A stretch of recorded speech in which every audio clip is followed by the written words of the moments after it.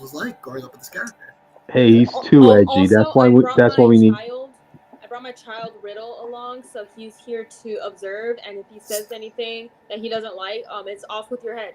Speaking of children, in his first introduction, we found out that his best friend Maria, a child, was shot by a government agent. That's crazy. I'm just saying. That's what an edgy guy. You good?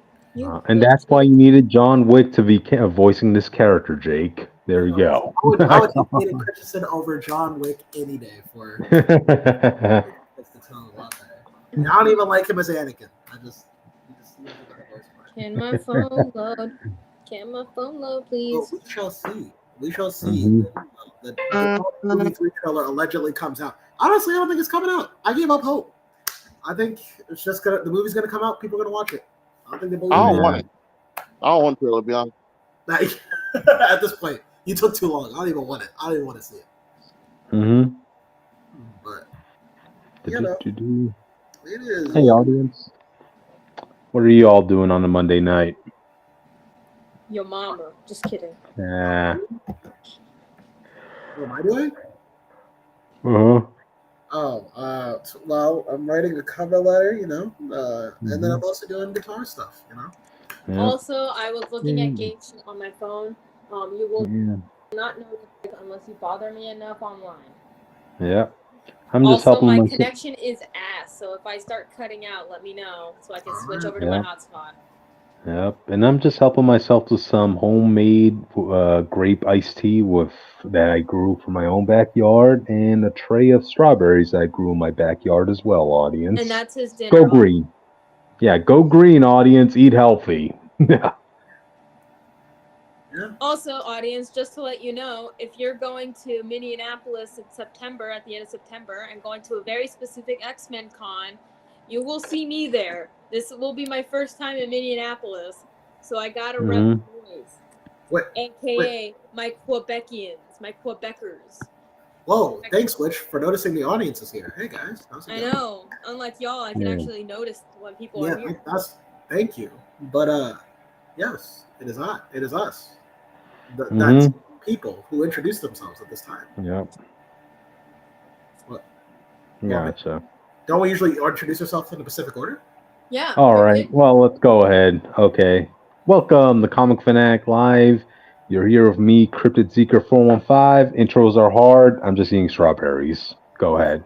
My name is Jake Tylenol, and I am all of me. All of me. All of me. I'm Ace Comics. Let's go, Witch. I'm Richter, also known as the Witch of Jotunheim, and it is too fucking hot here. I fucking hate it.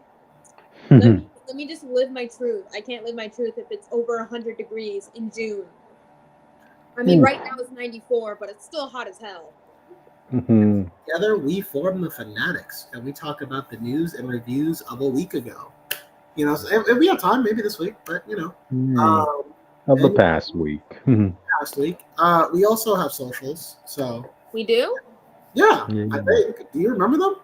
I think so. Let me jog my memory real quick. Thanks, Riddle, for jogging my memory, because now I remember the socials. First of all, you can subscribe to the YouTube channel, and if you guys want, convince Cryptid to let us post our freaking live streams onto Twitch and or Spotify. 2, you can also follow us on Twitter at Comic Fanatic 69, because why not? That's where you get all the updates. Because I get it. If you don't have notifications on, how are you gonna remember? You gotta follow the Twitter. Exactly. Thank you. If you want to follow me and not have to listen to Jake's loud ass typing, I'm a typer. You can follow me on Twitter at Witch of Jotun with an E instead of a U, because I'm not changing that anytime soon. Yeah, you can see me rant about whatever the hell is up in my mind, escape, because why not?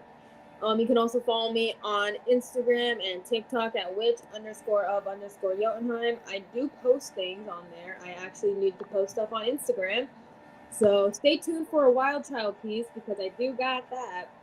Anyways, if you want to find Austin, he is a brick wall with a face on it. Remember, bright blue eyes, hot pink blush. Remember that. I don't know why he likes the hot pink blood so much, but we'll discuss this at a later point in time. If you want to find Jake, he is currently in a basement typing away, doing God knows what.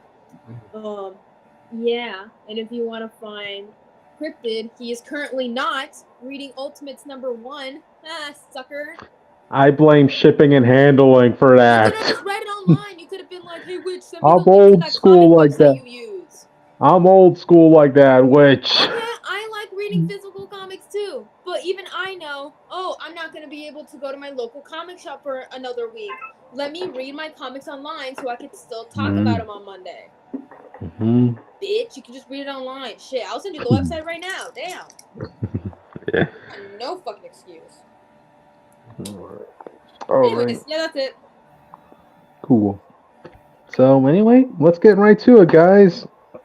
Jake, you want to start us off, man? Yes. Yes, we can talk about that briefly. I don't make a big deal about it because I personally don't do death stuff that well. But yes, Commissarian has passed away. Unfortunately, Benny has passed away. I don't know him as a person, obviously, but I liked a lot of his content. Some of it, not so much, but a lot of it I did like. And I can't speak to him as a person, but as a content creator, he was very entertaining, and he was good at his rants. I think his rant series was very good. So he will be missed. His dramatic videos. I mean, that's how he got into Injustice. Honestly, you know. Yeah. I also liked it when he would guess the superhero or supervillain. Those were fun. But condolences to all the people affected by this. I'm sure in the coming days we'll hear more about it from his YouTube friends, such as Comic Pop and the other people who worked with him. Do you guys want to say anything about it before we move on? I saw it on Twitter first, and then I saw it again on Instagram, then saw it again on TikTok. Still hurts every time. Yeah. At this point, we want to wish the best for his family and all that stuff. Who, hey, it's not easy to go through this sort of thing, So let them have their time and privacy in this situation. So, yeah. Like I said, I guess that's all we can really say, and we'll have more information on the going forward. Yeah.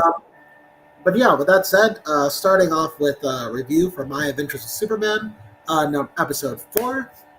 Lex Luthor's plan to cripple for the public perception of Superman is in action, and this threatens to take away more of Superman's fleeting humanity in this week's episode. I actually thought I wasn't gonna like this episode, but I actually really did by the end of it. By the time Lex Luthor actually shows up on screen, it turns up for the rest of the episode. I think what I was getting worried about is DC and a lot of shows these days with superheroes has this thing where a very formulaic plot where these characters who are trying to get together for a first season, now that they're together, now for some reason they can't talk like they used to for whatever reason, even though we're talking just fine. And so this was happening with Superman and Lois specifically, where for out of nowhere, through means that make sense, suddenly all of a sudden Superman and Lois can't really have a normal conversation about anything that's going on with themselves because things keep coming up. And that's kind of getting a little bit cliche to me.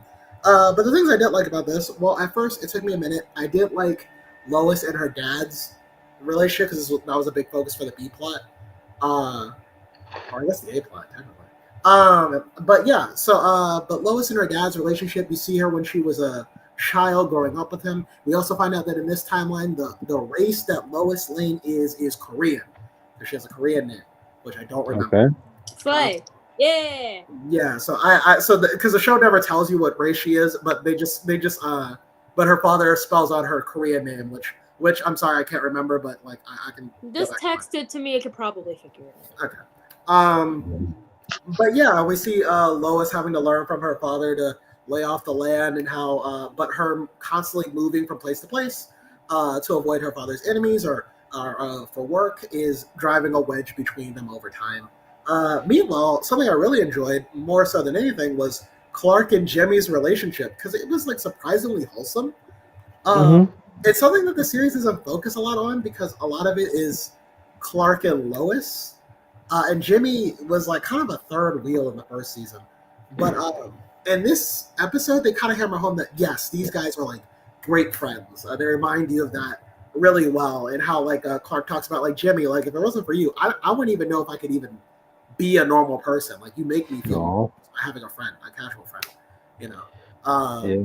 And I like that. And they even name dropped that Jimmy Olsen is known as Superman's best pal, Jimmy Olsen.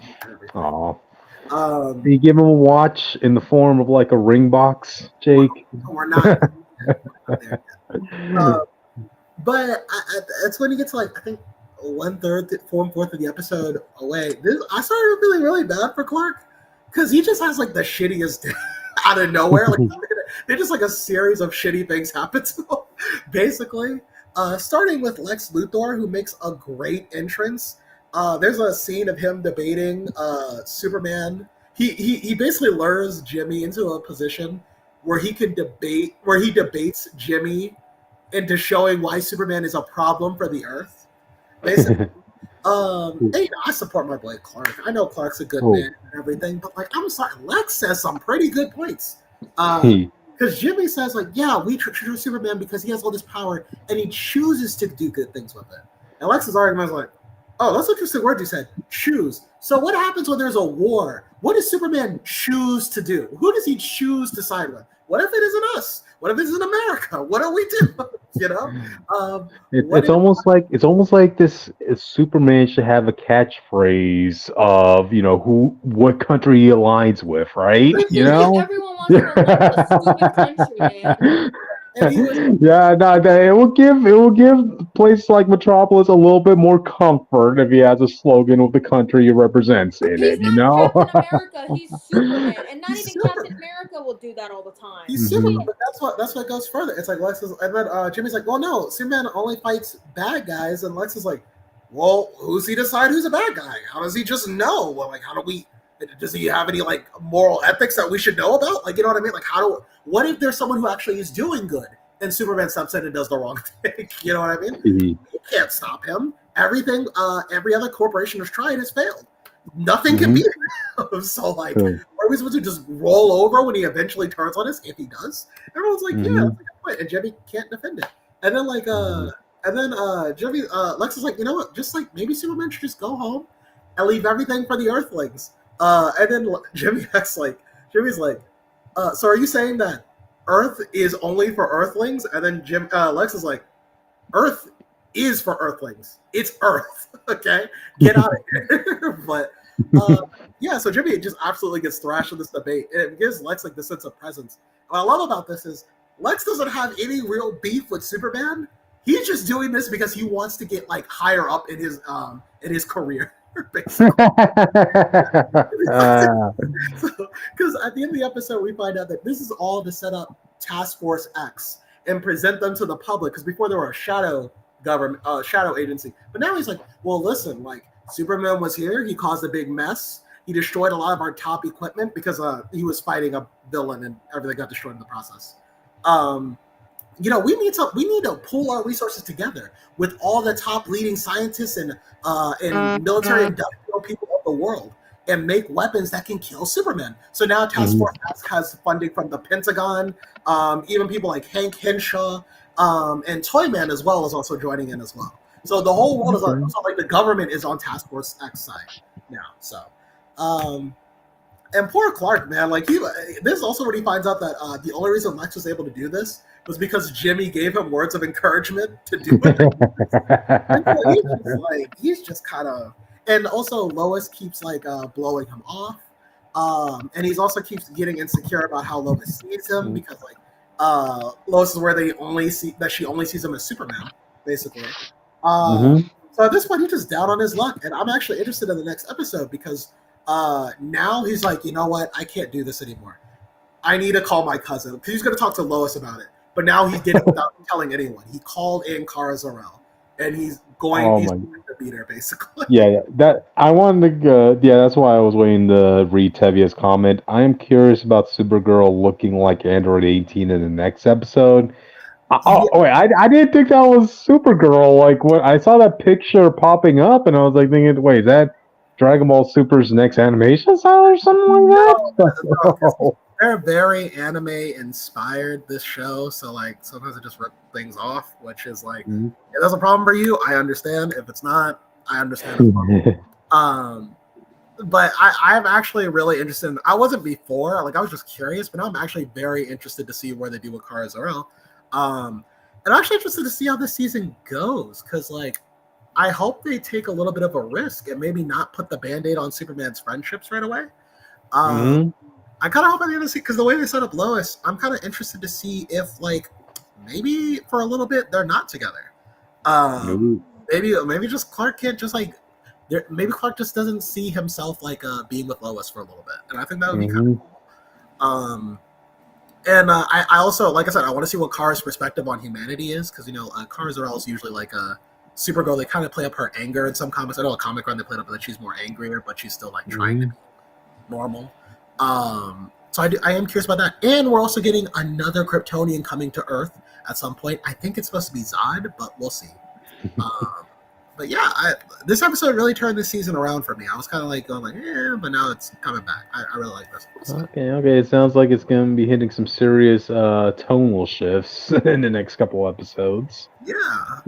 Also, there's like the fight with Superman teams up with General Lane and Lois to fight off like Task Force X.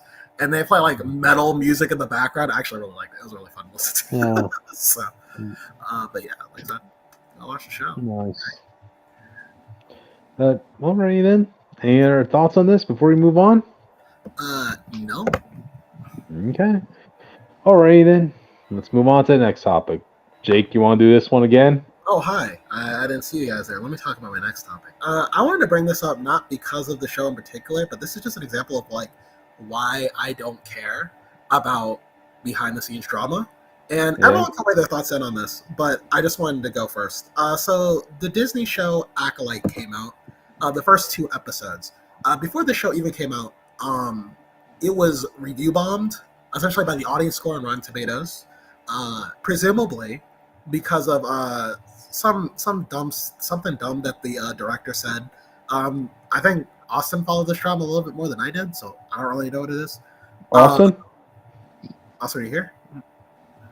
I can't remember what she said. That was like a whole 8 months ago. Oh, okay. But I didn't know you were gonna talk about the night.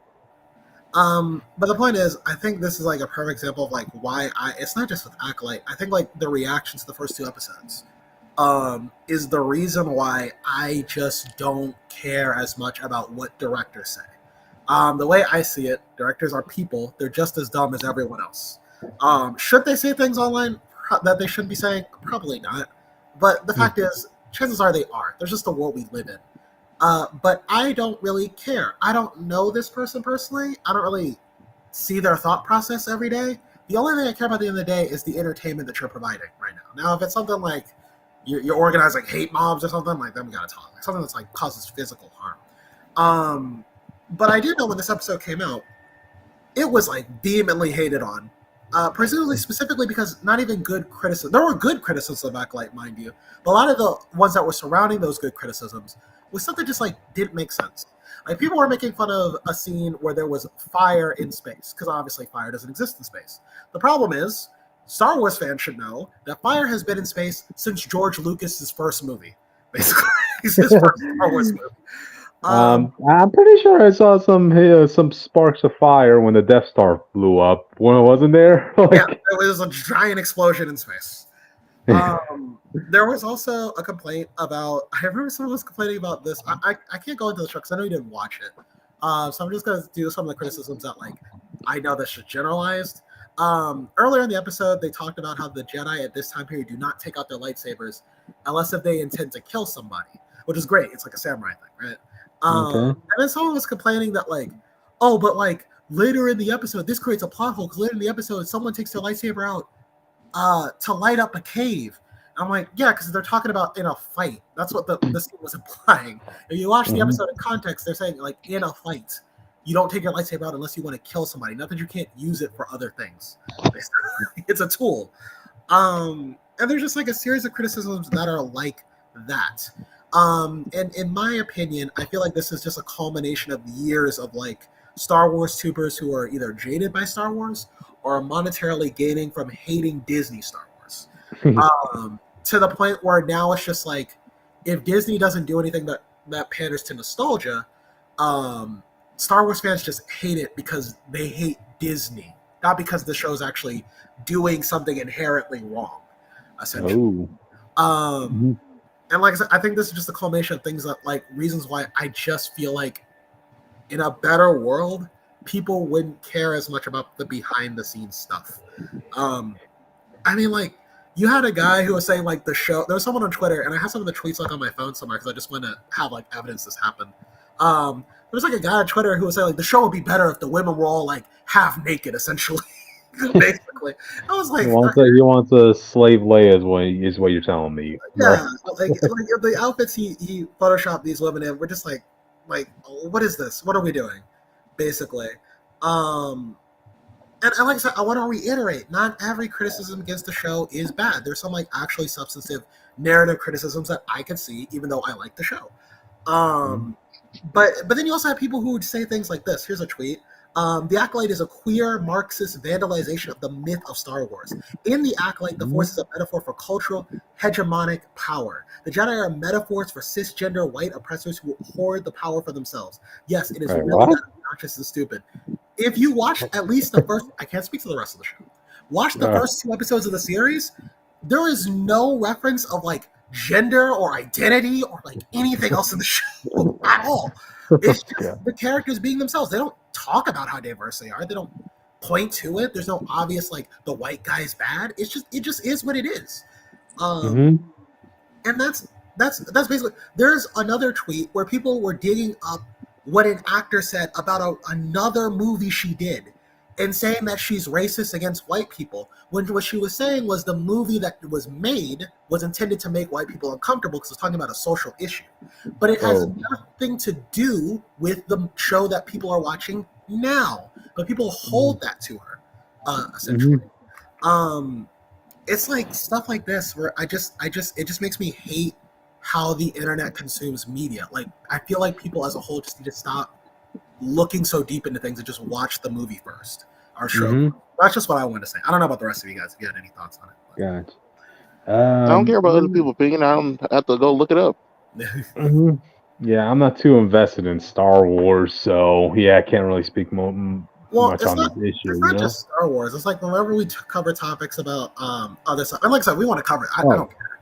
I'm saying like whenever we cover like behind the scenes topics that the internet gets really mad about. Okay. Yeah. I get matters because that's how the Ezra Miller stuff happened. Yeah, that's how the Ezra Miller stuff happened, and it wound up being like, and I still don't know, the jury's still out if people like actually think that movie's bad, or people just think that Ezra Miller being in it is really what's causing it. People tell you that movie's bad. Most of the criticism has been legit about that film. That film's not a good film when you rewatch it. I mean, the way I see it, like, if it's going to be a really big issue if that's like the intent from like the people from behind the scenes who want fans to be really mad just to generate conversations. I mean, if that's the case, like, hey, that's what they wanted, right? They want people to talk about this, even if it's people being raging about it, you know? I don't know if in this particular case, I don't think like, well, the director, from my understanding, the director said something that was very dumb to me. I do know one quote the director said, like, this show's the gayest Star Wars show ever, and I don't know if like, I don't know if the episodes deal with that later, but in the first 2 episodes, that is not the case. No, okay. So I don't know what that comment was about. But like I said, like I just, there's plenty of times where like I feel like a director says something that might not reflect the product. Like another example, She-Hulk, where the director was talking about the bathroom scene and how it's a show of how like women come together in the bathroom. But it's Austin true. watched I've it seen with it me. happen. Yeah, Austin watched it with me. We did not get that vibe from that scene at all. Which is an example of the director saying something that doesn't exactly reflect their product. It's not really reflective at all. And like I said, I don't know. I just kind of get sick of it. And I know that, and there are YouTubers who might genuinely feel Star Wars is going in a bad direction, but I know from the bottom of my heart that there are YouTubers who just say that for money and build their families and just build and build and build on hate. And it just ruins the ability to nuancedly watch movies. Not just with Star Wars. This happens with like a lot of other stuff too. Right. I just wanted to bring it up. That's all I want to bring up. So if anyone had any thoughts, say it. But if not, that's all. Yeah, definitely. Stop watching these YouTubers. Yeah, I don't watch them. I just see the big blowback on Twitter. That's all it is. You gotta be stop careful. going on Twitter searching up the episode. I'm not searching. It's recommended. You gotta be careful what you say, because you're just gonna be making those YouTubers more money if you say if you guys hear me? that Oh, range. fuck. Oh, you guys hear me? Yeah, we can hear you. I'm gonna switch over real quick. I think. Okay. Give me a quick second, because I don't know if I'm breaking up. Am I breaking up? No, we hear you fine. Okay. Well, Until when I lose connection again, I'm switching over to hotspot. So just letting you know. Gotcha. We're good for now. All right then. Any other thoughts on this before we move on, guys? All right. With that, we're moving on to the comic news, audience. Austin, you want to take this one? Let me go back to see what it was. Where are we anyway? Yeah, DC's Absolute Power event. Apparently, Amanda Waller is teaming up with a Superman and Supervillain for Batman to fight everybody. And like, why? So Amanda Waller's on her kick. I've been loosely keeping up with DC. So all I know with Amanda Waller after the events of Beast Wars, I heard that she's now villain status now at this point. Her goal is to get people to just hate superheroes so much that they can just get rid of them. Basically, she just wants not villains too. So you can, but she's literally working with supervillains. She like it's hypocritical as shit. It just when she's done, she's gonna kill them all. That's just But you're not convinced me this lady's about to outthink Lex Luthor and all these people and kill all superheroes. Everybody can. Maybe not, but you think she can? Yeah. I know, that's why it's dumb. I mean, it happened in the animated show, Austin. I knew. In the animated show when all them weren't in it. Yeah, she literally stated, "I knew he was a snake, but I still let him bite me." When she was talking about Lex and he backstabbed all of them. Yeah, exactly. He backstabbed her because he outsmarted him. She knew he was going to outsmart him, and he still fell for it. That's how bad it is. But in the Superman book, I haven't been keeping up with it as much. Apparently, it's got a lot better since Brian Michael Bendis left. But apparently, Superman's been fighting a new version of Brainiac, from my understanding. And like that's capable of defeating the whole super family. Batman, I know a little bit more about. Batman made this thing called Failsafe, which was his failsafe, for if he ever turned rogue, even though he told Superman it was the Justice League, he was a fat liar. Failsafe only activates when Batman kills somebody, or at least there's a reasonable amount of evidence to say that Batman killed somebody, and Failsafe will spring out and kill Batman.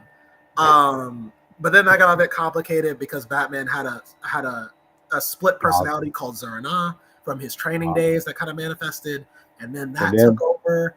And then we had that Gotham War event that just went all over the place. The Gotham War event has nothing to do with it. I tried to break it up. No, it actually does. It actually tied in to the end of the story. So it was very important to it.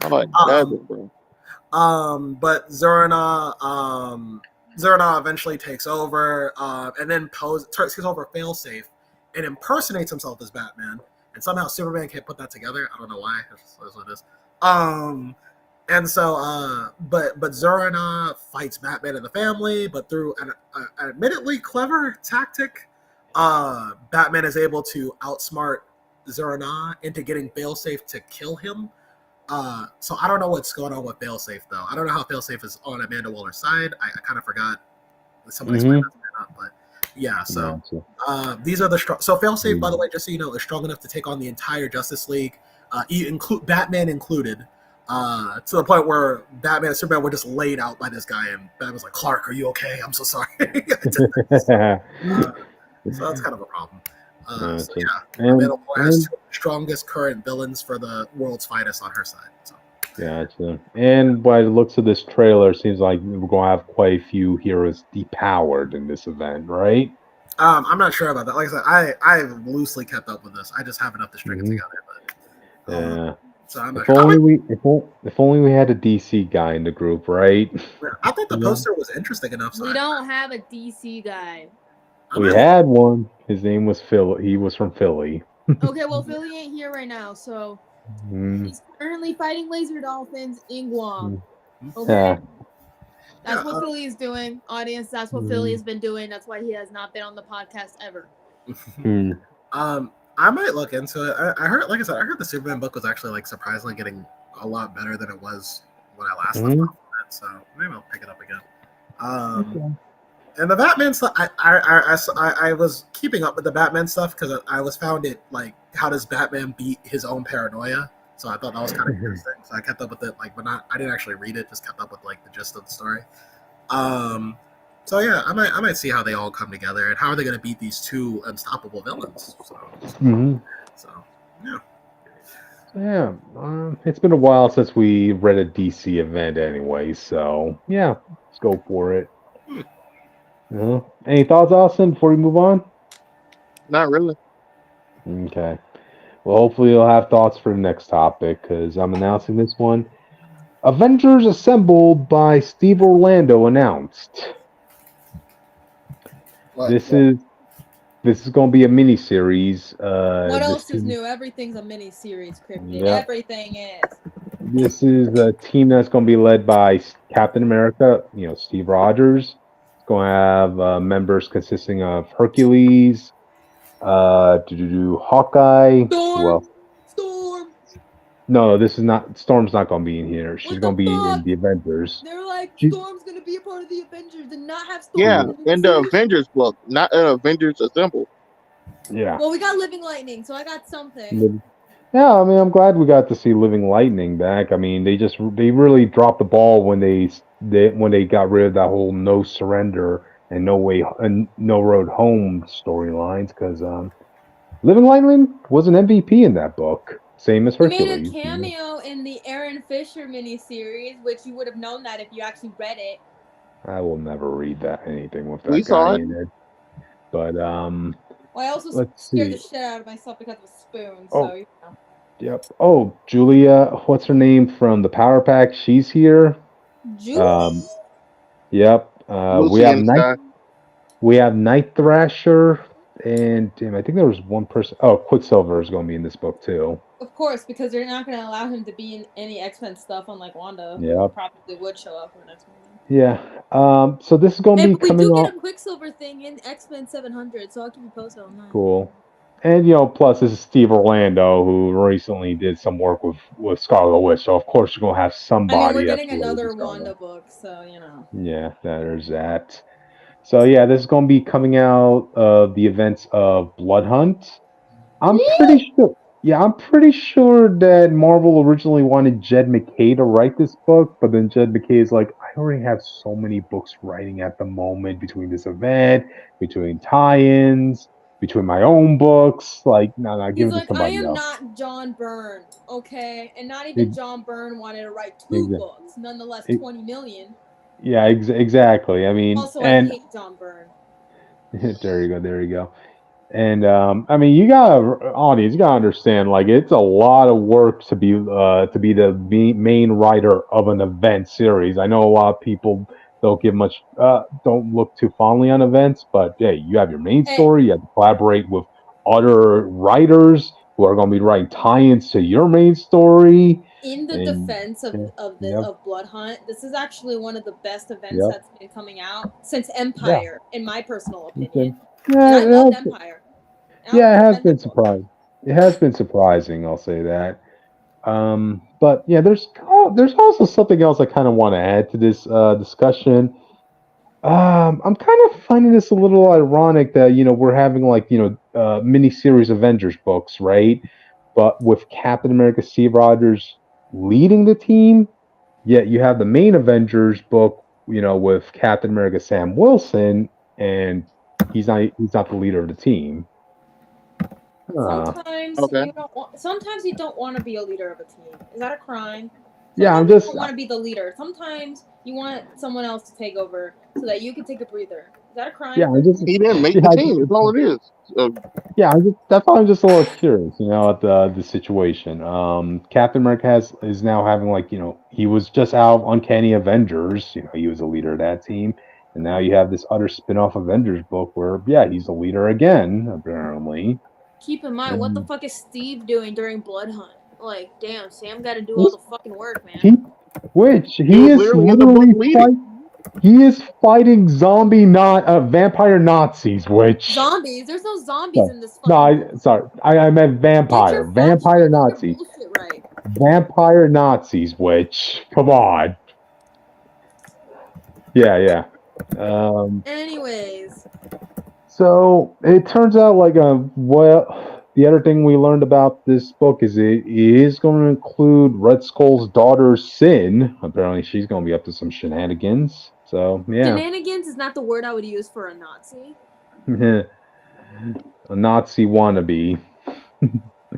If we were getting AdSense from this, we would not get any AdSense from this by the amount of times we said Nazi. Yep.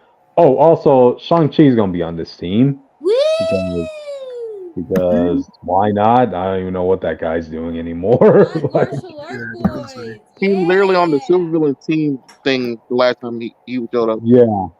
I just love that scene from Gang War where you have all the head mafia guys, crime bosses all on the table, discussing their next move, and it was Hammerhead who was saying, "Wait, Shang-Chi? Wait, why is he here?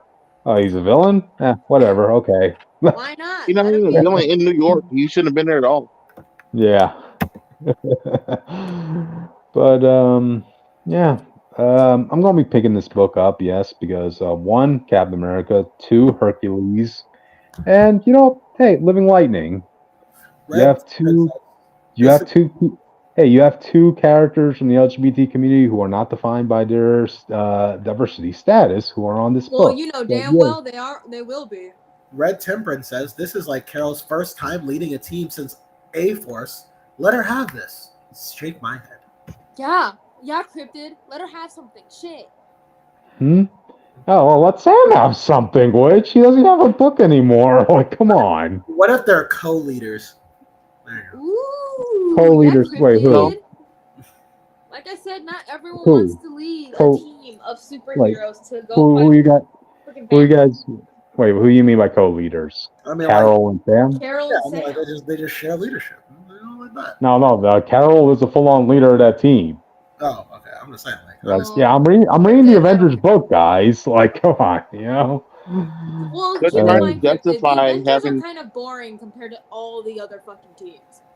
That just shows you're not reading the book. I've tried reading Avengers books before. This is not my style. No. I'm talking about this book. This book's actually good.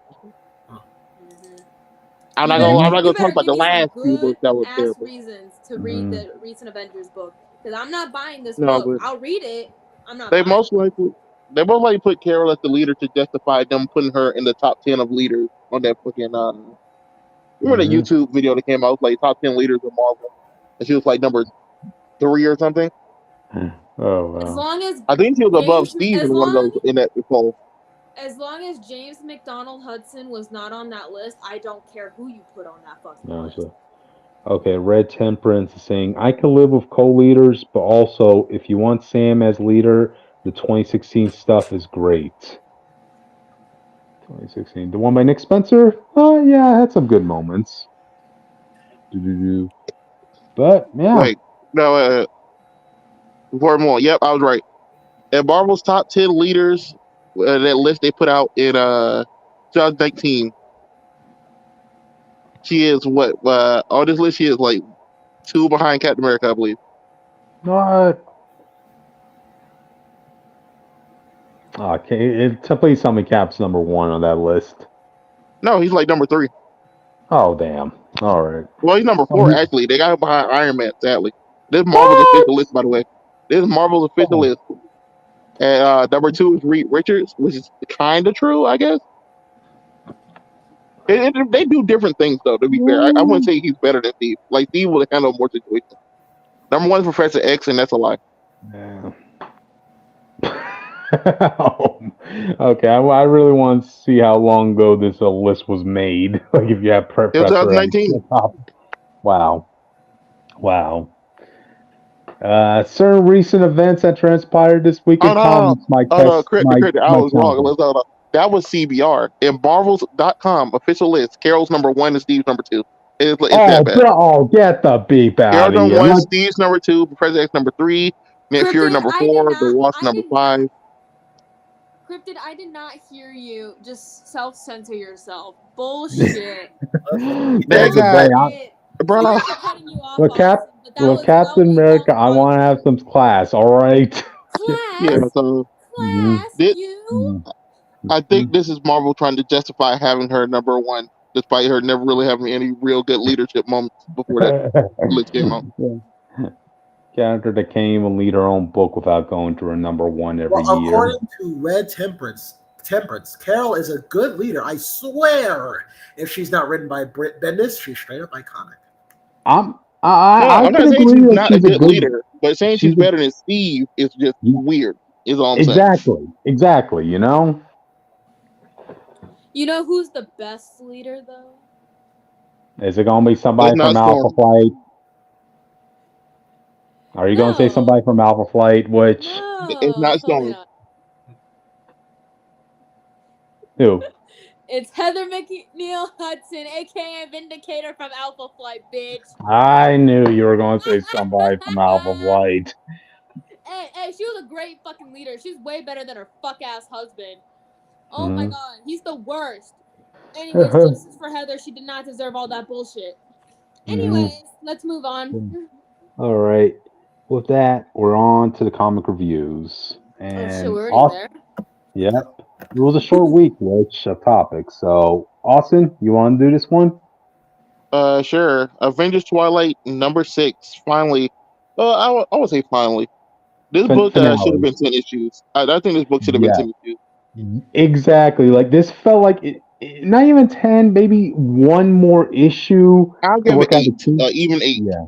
Yeah, but darn the restraints Marvel has to make to have this fit in one trade, you know? Like, yeah, this book could have been more iconic. I think they fucked it over slightly. Yeah. But we start back up Thor fighting Hulk. Wait. Before we get to that, Austin, I just want to read Red Temperance's review, last comment. She had good leadership moments in the early 2000s, right before Bendis got on the book. I forgot what arc was called, but Carol was running point on everything and got everyone in great positions. I think that was when she was with Alpha Flight, I think. Maybe early 2000s. Yeah, you're expecting us to remember too much far back. So, all right. I know I'm agreeing with him, but it's like you got to compare that to like 70 years of Cap being the most leader of Avengers, or like Cyclops being the leader of X-Men for the same amount of time. They got more highs. Is the best way to say it. Yep.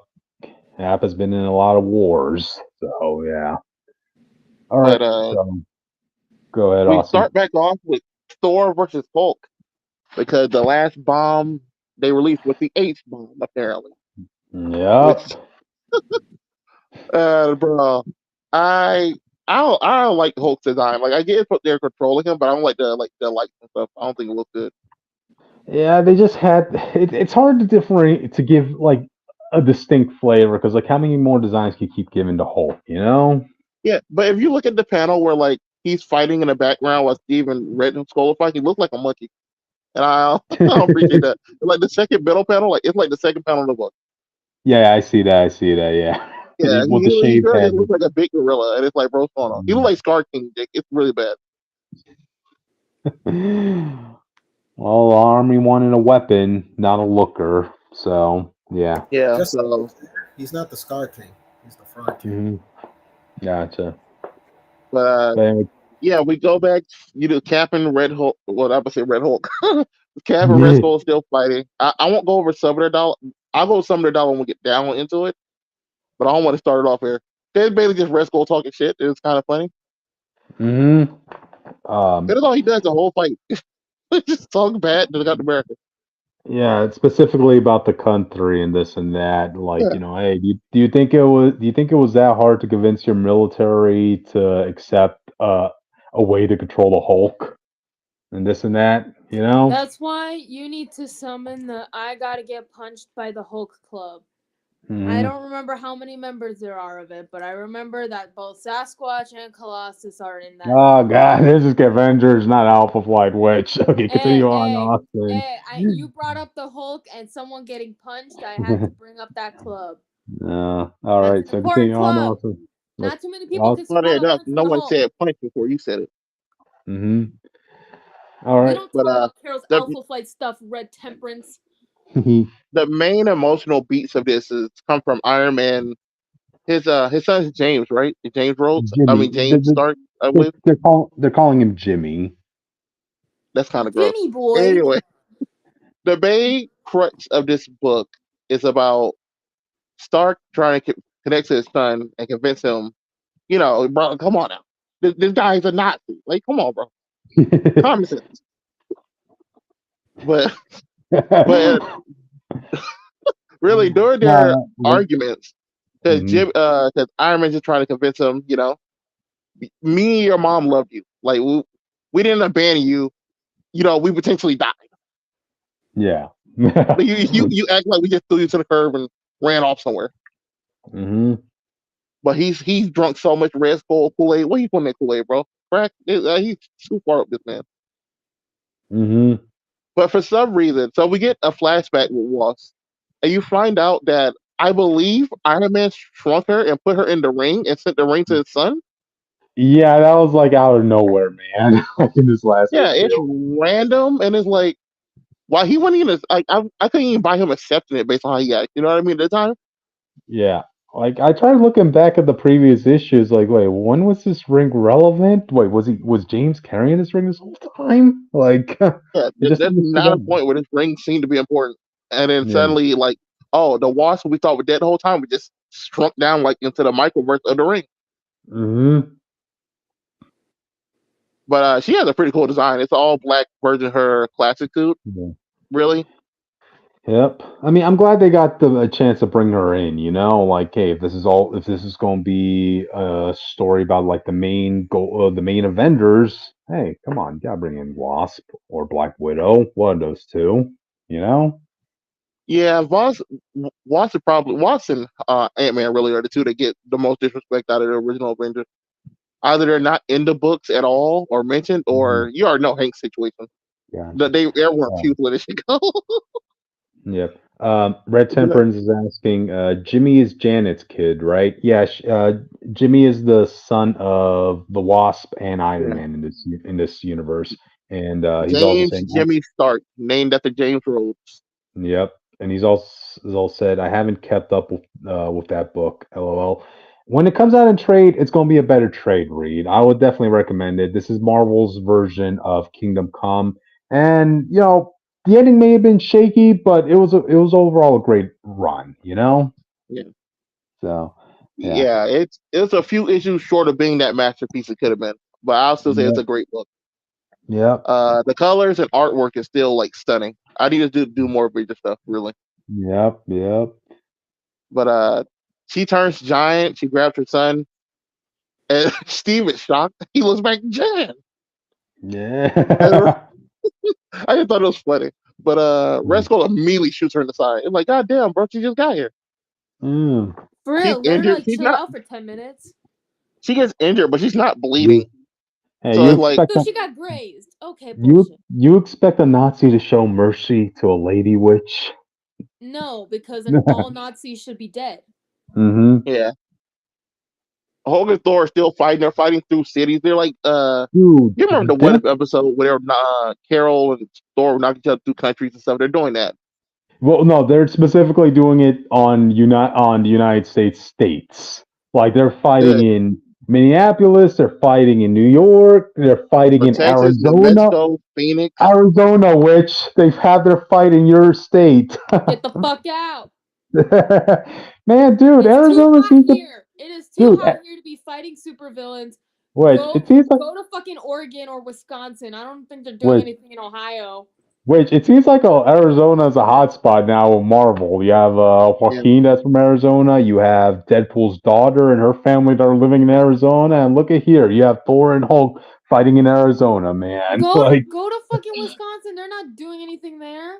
It's too hot You should be here. honored, okay? You could have been It's in New yeah, too York in fucking hot 19 here, man. Why are yeah. you fighting each other in a That's hot ass place? You know, as a guy from New Jersey, I will be honored if Thor and Hulk had their massive epic scale battle in my state. So, Yeah, yeah. because you don't have to deal with almost 120-degree weather every fucking year. Well, hold on. I would be honored. That's a lot of property damage I got to deal with after they're done. All right? Hey, No, hey, you don't have to I'm deal with gonna, it once it hit your house. As long as it's not and- at my house, that's if. hey, Jake, you know my profession, my job, right? When it comes to disasters like Oh, weather so- and storms and that stuff, hey, guess who they call? Like, Oh, so you benefit. Guess But who listen, doesn't if get my paid house if gets their fucking work destroyed, gets destroyed, cryptid? yeah, and Me, my I don't house get is paid. I'm in the middle of the city. If my house gets destroyed, I'm the first one to die. Okay, I'm just saying. hey, This if you're in man the really middle thought of he was revealing that he worked for damage control. okay. Go But ahead. Yeah. better why Hulk can't control himself, but he comes to his sense of like 5 seconds just for the sake of doing so. I believe it's not no like real reason to do so. But he's like, bro, I destroyed so much, kill me. And Thor's like, bro, you can't. And he's like, you know what, you got it. I'm gonna kill this guy today. Yeah. But you get a good moment of the son, Jimmy, reuniting with his mom and dad, and then he's just happy to see her alive. We're like, bro, this is just a mama's boy? This all it took? This dude's soft. Hey, if Tony has parent issues, so would his son, apparently. You know? It's just continuing on that line. I thought that was funny. So Kamala gets shot in the shoulder, and then this dude started freaking out. Miss Marvel, how dare you? We're trying to save your life. Like, bro, do you even know this woman? In that time, she ain't been a hero since she was like 12. Calm down. Yep. But Luke Cage has to remind him, bro, you're a defender now. You know, chill out. Can't do that on TV. Steve gets launched across the building. He gets launched from the ground floor to the roof of the building. Steve is going through the room. And you get this beautiful panel of Resco grabbing the flag. It looks really good with the color. I thought it was great. Yeah. He's like talking about how I'm going to be twisting the very flag and the very stars and stripes that you devoted your life to, and I'm going to turn it into a symbol of fascism. This country doesn't need a president; it needs a Führer. Like, I think he throws the flag through Cap's guts. I was like, oh fuck. Damn you, Skull. Yeah, because keep in mind, audience, Steve Rogers, he's in his old age, and even though he got the super soldier serum, he's not his prime anymore, you know? So this is all getting a lot for him. But too bad for Resco, all this is recorded and on YouTube and on every screen possible. It was just funny. Iron Man comes in, tackles him. This goes back to what Steve was saying in this, right? Where Red Skull is saying, "You are no match for me," and Steve was saying, "I don't have to be Skull. Your downfall will come from the people." Yeah. A lot of great Cap moments in this audience. Basically, they start jumping this man. One starts shooting this little arc reactor. Hawkeye tried to hit him from the front. James Stark comes in, lights him up, mess up his arc reactor. Well, they explode his suit. Cap goes over him in the famous scene from Civil War and puts it right in his art reactor. Yeah, he pulls a John Walker, audience. All right. No, he does not. He stabbed this man in his arc reactor. He did not behead this dude. He killed this guy. Yeah, he freaking stabbed right through him. Yeah, but remember he's all robots. So that's the point. Yeah, he stabbed right through the armor and went through the flesh. Red Skull's dead right here. As a matter of Yeah, fact, that's what activates the protocol he has in his armor. In the timing of his death, the suit will self-destruct. yeah. Hmm. But James Stark says, "I'm the hero," and he grabs it and flies off, trying to suicide to make things right. And Tony said, "No, bro, you're my son. I'm gonna do the hero thing. I got this." And he flies off and explodes. Thor and Hulk finally end their fight. Thor Thor kills Hulk. Thor launches this man and Hmm. kills him. He drowns the Hulk. That's how he kills Yeah, him. he just basically keep him at the bottom of the ocean with lightning until he dies. Basically, Hmm. Hmm. funny enough, Hulk's final words is puny. But Walter Hawkeye saves Steve's life. He was having a heart attack in the midst of this fight, audience. This Captain America, you know? So like, damn. But this is the death of two Avengers. Iron Man dies, sacrifices himself to get rid of Red Skull's bomb. Is basically Hmm. his nuke, and Hulk dies at the bottom of the ocean, drowning in a very Yeah. beautiful, messed up panel. And Yeah. James hugs his mom. He apologizes, and he's like, "I'm gonna do better." Steve Hmm. gets to go home to Rosa. They work stuff out. Yep. Wasp looking like she aged a day, and walking down the street. Wasp looking the Well, best she ever did. well, you know her. She's in the fashion industry after all. So, yeah, she has But that Joan Rivers. She has that Joan Rivers type money back in her yeah, they walk style. down They walk down the street. You see that James Stark is rebuilding the Avengers Mansion by himself, one brick at a time, Mm-hmm. and he wants to do it by himself. That's his path to redemption. Kind of like in Injustice when they made Barry walk all the way from like the bottom of Australia to the top of it to a guy's house that Yeah. he accidentally injured. Well, he let get injured, where he could have saved him. Yeah. Yeah. But Thor tells you, "Hey, y'all need me. Y'all know where to call me. I gotta go home." And then you find out that Loki is the reason Thor even knew what happened. Because at first, Mm-hmm. it seemed like Cap prayed to Thor and Thor heard it, but it's more like Thor couldn't hear it, so Loki allowed him to hear it. Yep. Why would he So do once that, you again, ask, audience? just like the first ever Avengers comic, Loki brought them all together. Yep. Just like in the movies. But he also did. They also did one more thing. They let Bruce and Tony go to Valhalla, which was weird Oh, because it's like, I bro, they have like so much dead in heaven, and all the other places they can't go and talk to now. They got to talk to these random drunk ass guardians they don't know. and would you consider this a resting place for Tony to be surrounded by people who love drinking?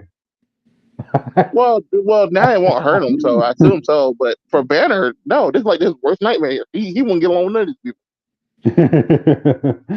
It's the best they could give. They could give that Thor can give them, given the circumstances. You know.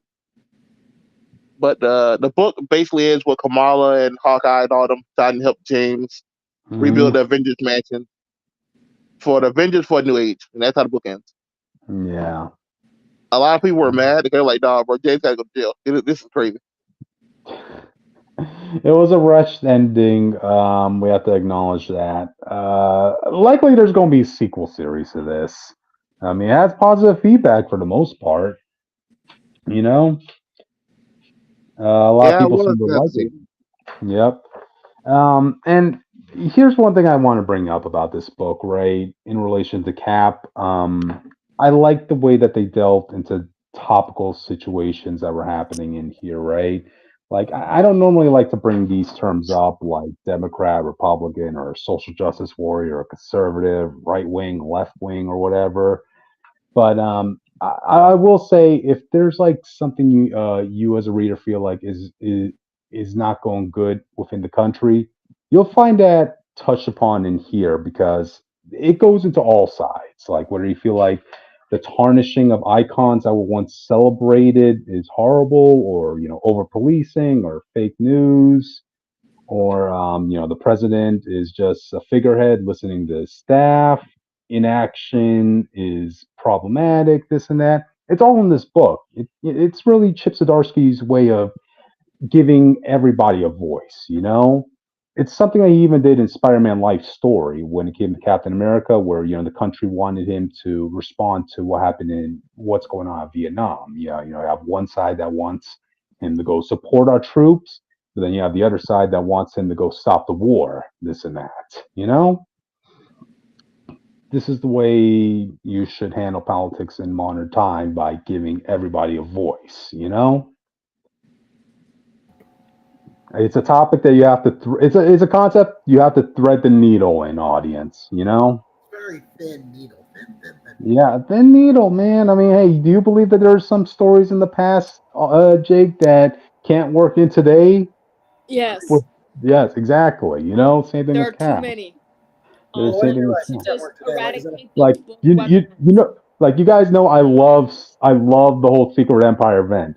There is no freaking way in heck that I'll ever want to see that adapted into the MCU. Like, anybody brings in a pitch, like, no, get the F out of here, and we're not doing that. No. Well, that's me with Weapon X. Never acknowledge that comic ever again.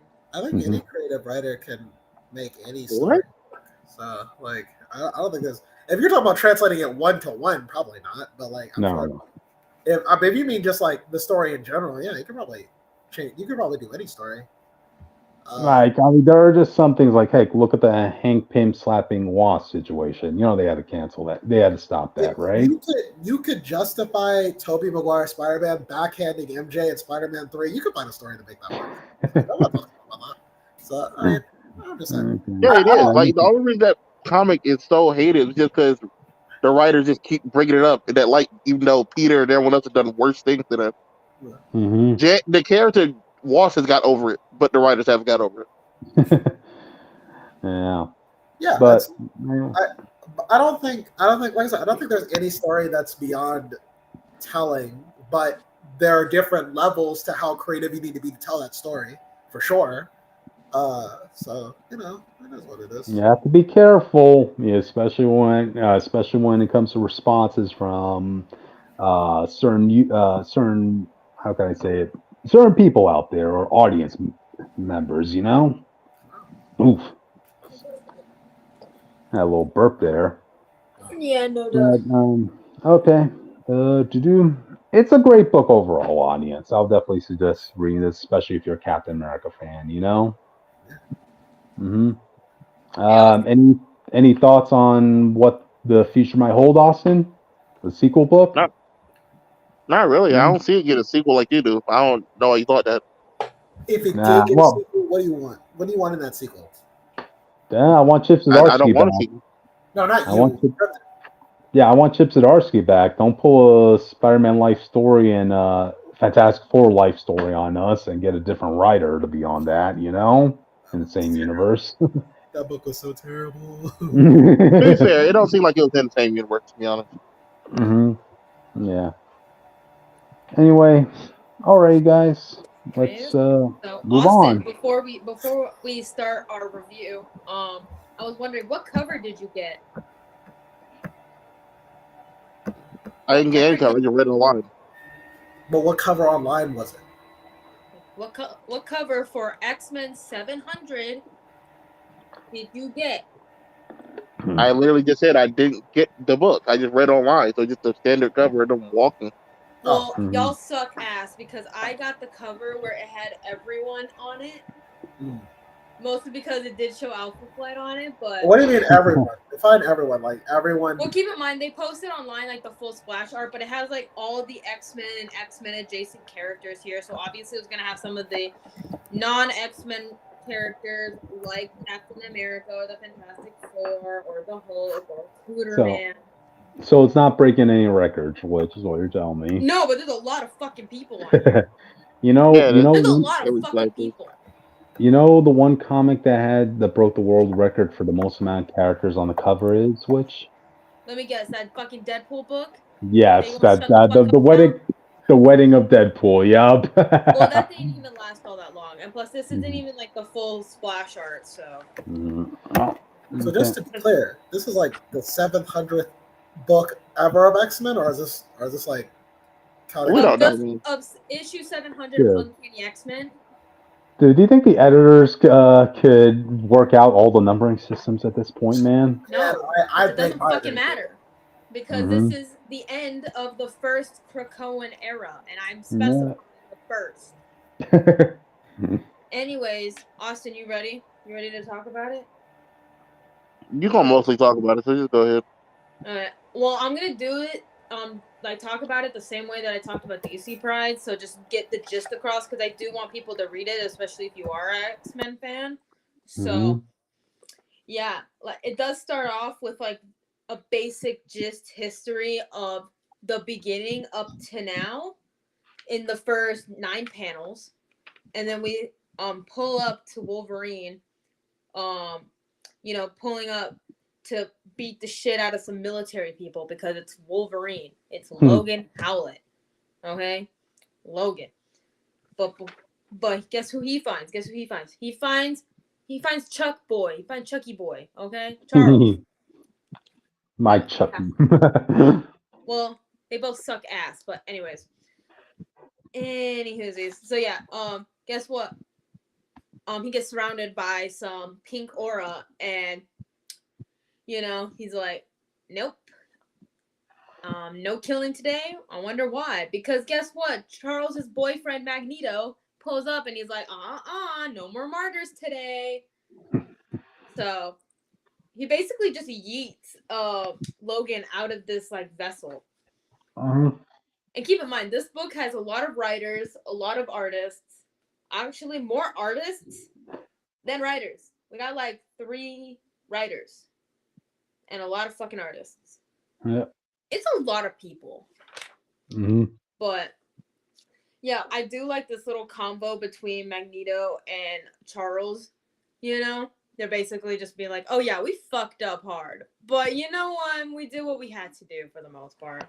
And Charles is like, yeah, I'll take the crime. I'll take the punishment. Why not? It's like, yeah, I will never forgive Magneto for putting Toad into the fucking pit on Krakoa. I'll never forgive him for that. Toad didn't do jack shit. He was just chilling. But no, Wanda and fucking Eric were like, no, he did it. He killed me. It's like, oh god. No, he didn't. No, Wait, he didn't, Toad got Wanda. framed? He did not kill you. Toad got framed? Yeah. They literally told you that we record. They literally tell you in the book that Magneto did it. Like Wanda did it herself. No, here's the thing. Technically, yeah. Magneto did kill Wanda, but in reality, Wanda basically killed herself. She basically just killed herself in that book. That book was ass. Anyways, I'm gonna move on because why not? Anyways, we cut to Krakoa, as you do, and Cypher's here, and he greets this person coming from these like steps, and it's this one kid who was in the White Hot Room for a while in one of the Fall of X books. I think it was the Jean book. I honestly don't remember which book it was. There was a lot of books, but this kid, his name is Kafka. I think that's how you pronounce his name, Kafka. He's a part of the new Quiet Council.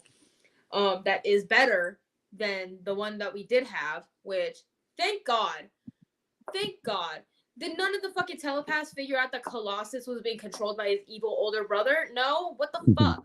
Also, why did you have Selene and Mr. Sinister on the fucking Quiet Council? What the fuck is wrong with you? Well, Selene forced her way on there, to be fair. Yeah, I mean, Selene's kind of funny, so I'll give her that. But, like, Mr. Sinister, he's not even a mutant. He just takes people's mutant genes and just be like, it's mine now. Well, yeah, that was a mutant for some reason. Like, there was, like, nothing that they, like, no actual, like, thing that you could have done. Like, no. It's like, come on. Like, you could have done, like, a quick, like, mind scan to see if this person was fit for the Quiet Council. No. Part of the reason why I fell. Anyway, so Kafka is like, oh yeah, when we were in the White Hot Room, like, Oh yeah, we all like aged, like a lot of us aged 15 years, and we just created our own krakoa because fuck all of y'all's. Because this kid became like disillusioned and everything. Right. But guess what? We get both krakoas. We get both krakoas, the old and the new one, and they're buddies. They're buddies. Okay. Oh yeah, and so the two krakoas actually create a second part of the island. And then, like, on the freaking ship or whatever, like the helicarrier or whatever the fuck this is, I can't remember who exactly was talking, but literally in the text bubble it says, "Are we watching Island Sex?" Yes. Yes, you are. You are watching Island Sex. And you are going to take it. Because keep in mind, Doug, aka Cypher, he's the only one that can understand krakoa. Wow. Because his mutant ability is understanding every single fucking language in the world, which is very useful. Not for battle, just in general. Krakoa had to have sex right up to the bitter end, apparently. It's new krakoa. Get it in while you can. Yeah, Kafka reunites with Exodus, outside the White Hot Room. And guess what? You remember Genosha? Remember, like, when all of those mutants were killed? Like, that fucking massacre that was started by Cassandra Nova? Well, guess what, bitch? They're all back. All of them. Like, I think 15 million mutants. Well, okay. So keep in mind, I'm gonna read you this bubble, this page, okay? So basically, Scott Summers is like, "What happened?" And Jean's like, "Oh, she's right. And then Emma, she's one of the only few motherfuckers that actually cares about like her students and like all the young mutants and everything. One of the few, depending on the era. But she's like, all 15 million, all the Genoshan dead, the children, they brought them back. Yeah, they're all back. So how many mutants are alive right now? Probably Over 50 million and like 100. Over 15 million. That's all I'm gonna say. Wow. Keep in mind, a lot of them went through the portals, and then they all went back home, to their families and all that other stuff. That's gonna be a very interesting conversation. You know how long ago that was? These people don't give a fuck anymore. For real. It doesn't help. It doesn't hurt. But guess who shows up at the perfect time? It's Apocalypse. He shows up. Or just A. Honestly, I don't know the Krakoan language, so I don't know how to pronounce his name besides just A. I'll find it again. I used to know it. Okay. And no, Sabanor. And they started a full-out brawl.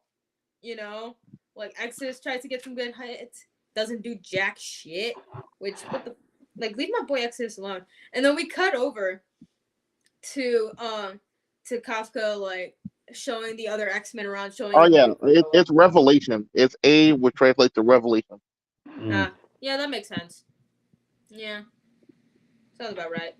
But guess what? Kafka's over here is like, I wouldn't say undermining everything that Apocalypse has done, and all the bad things that he's done, but low key, that's kind of what he's doing. And then guess what? Freaking Apocalypse just like lifts him up by his hand and just slams him into the fucking ground. Don't worry, he's fine. And so another full-out brawl pulls up, and more people are fighting him. It's fun. It's basically fun. Apocalypse say y'all we did all that, y'all still learned the wrong lesson. Like, come on now. Like even Richter, Julio Richter, not me Richter. There's a difference. He's even fighting against Apocalypse. Keep in mind, he's going to be in the Era of Apocalypse book with Danny Moonstar. So just remember that. Yep. And, like, he's like, you don't have to be this again. And keep in mind, Apocalypse is one of the only few people that calls Richter by his first name. And, he's like, each student must betray his master, betray all but the task, all but the art itself. Rebel against me all you wish. In time, you will understand my people. And thank me. And basically just, like, flings him into the air because it's Apocalypse. But, yeah, no, it's all out brawl. And, yes, Cryptid, you get a Deadpool cameo. Shut up now. Anyways, while all this is happening, you see a Doom ship. And Doom is talking to looks fucking stupid. He's like, fuck it, we ball. He sends one of his own X-Men, or I don't know what her name is, but she has lightning powers. Cool. And he's like, hey, go get me one of the krakoan seeds because I said so. So she goes out to krakoa. She sees this like random kid, you know, and she's like, hello, young one. Like, I was not here. Do you get me? I was not here. You didn't see me. I didn't see you. We're all good, okay? I'm just gonna take this seed and I'm gonna fuck off. Cool, great. So she goes back, and Doom's like, and you were not seen, and she was like, not even by the island. Anyways, we That's come a back. random ass lie. I know. No. I think this will come back. I think this will come back to bite Doom in the ass When later. those plans fail, I'm gonna blame this bitch specifically. For real. Anyways, so we cut back to the brawl, and there's one panel where Bobby, Scott, Hank, and Warren or Angel go at it, you know, so almost the original 5. You just needed Jean. And then you get Sunfire pulling up, and he's like, fuck you, bitch, and fire. But the only person that's able to get an actual, like, good hit on Apocalypse is Colossus. I want to point out that one panel is also random because it's the only one in this section drawn by a different person. Oh, yeah. So everyone looks like drastically stupid there's a lot how of they look in artists this next in this page. book, so everyone needs to get a panel. Everyone needs to get a page. This is a big drastic cut from that page to the Sunfire page. Oh, and the one with the one before the Sunfire one, it actually got signed by the artist, so you could just see it in the corner. Yeah, in the corner. It was great. Anyways, so yeah, like I said, Colossus does get a good punch, you know, but freaking Apocalypse just hit him back right into a tree. Like, damn. And then I just want to bring up this panel real quick because me and some other X-Men people on a different Discord server I'm on, we saw this panel of Richter, and he's just like, his face is one of like the greatest things of all time. It's just like, I don't care anymore. I'm gonna beat your ass. But like, Apocalypse is like, who will shape mutantdom for the next generation? Ask to yourselves. I have been hard on you, yes, but have I ever once lied to you? Oh, I believe it. I don't know how to think his head. I don't know, but guess who pulls up? Guess who pulls up? Mother, aka Storm, the goddess Storm herself, Aurora Monroe. Anyway, she pulls up. She pulls up. You know, why not? And guess what? We cut over to a Logan and Wade fight with Apocalypse. And this is one of my favorite bits of art in the whole book. It's just like, when I get to the specific scene, you will understand. I'm not gonna show any pictures because like I said, I want y'all to read it for yourself. But keep in mind, Logan, Wade are like getting some good hits, you know, but like Logan's claws are stuck in Apocalypse's face, so that's not fun. So yeah, so basically Apocalypse gets Logan to stab himself in the neck, but guess what? He gets teleported away by his boyfriend Kurt. So Kurt pulls up, he sticks his fingers in his eyes, takes him out, and teleports away. And you just get this panel of Apocalypse, just, like in this specific art, it looks really fucking creepy, and I love it so much. Where it's just like Apocalypse without his eyes, like there's some blood on his face and everything, you know. And it's creepy as hell. It is creepy as hell. But don't worry, Logan's fine. Kurt's fine. He was like, I got his eyeballs. Yay! And yeah, that was a cute little like reunite, you know. But anyways, switching artists again because yeah, I guess that's just what we're gonna do. But don't worry, Emma pulls up. Does some mind shit. She gets flung into the water because why would you do that to my girl? But don't worry, Jean pulls up. She basically helps Apocalypse understand everything, what happened, you know, because she would know. It's Jean Grey. It's the Phoenix. I'm not calling her Marvel Girl. Okay, we're not calling her Marvel Girl. Keep in mind, with the art, Apocalypse's eyes is a little bit not as creepy, but that's okay. And he's like, oh shit. Okay, my bad, my guy. Anyways, I'm a dip. I'll see y'all later. So yeah, that's the end of Apocalypse for right now. And then we cut over to the next day. Different artist this time because I guess we're doing that now. Yeah, Kafka's fine. Don't worry, everyone's fine. They're all just chilling. They're chilling on New Krakoa, and then we get like a shot of like a whole bunch of the X-Men, you know. And yes, we do get Gabby. Yes, we do get all the dead X-Men. You know, the ones that died in the Fall of X. We got a lot of people here. You know, and we see everyone just being emotional, and then it cuts closer to Scott's like visor, and then you just see a single little tear come out of his goggles, and I was like, damn. And then the Well, to be next, fair, everybody's crying in the background too, in the panel yeah, before that. everyone's crying, but it mostly shows Scott, and I think that's for like emotional moments. I don't know. I definitely did get emotional reading this for the first time. Not gonna lie to you there, but it cuts off. This part of the story cuts off by a nice glitchy picture of Krakoa of It New looks like Krakoa. Asgard for some reason. The way I they know, do the kind of colors. does look like Asgard, but besides the point. So it ends off with "So ended the first Krakoan age." So there was technically one more issue after this in the Marvel like the Marvel Unlimited X-Men run. There was like one more issue from that, but this is technically the last physical issue of the Krakoan era. And damn. Anyways, we cut to Araco real quick, you know, and Apocalypse pulls up and he's like, "What's good?" You know, I didn't really keep up with too much of the Aracan side of things, but I really should have. Everyone was like, "You need to read X-Men Red," and I was like, "I'll read it later." I have not read it yet, but from what I know, it was really good. Anyways, not as important. We cut over to a cell in the Orchis base where it's being held. Like the person being held is Mother Righteous. If you don't know who that is, she's a part of the whole Sinister bullshit. I only know two of the Sinisters, okay, by name. It's Mother Righteous and Mr. Sinister. Everyone else is a Sinister with a freaking different logo on his forehead, okay? That's all you need to know, okay? Yeah.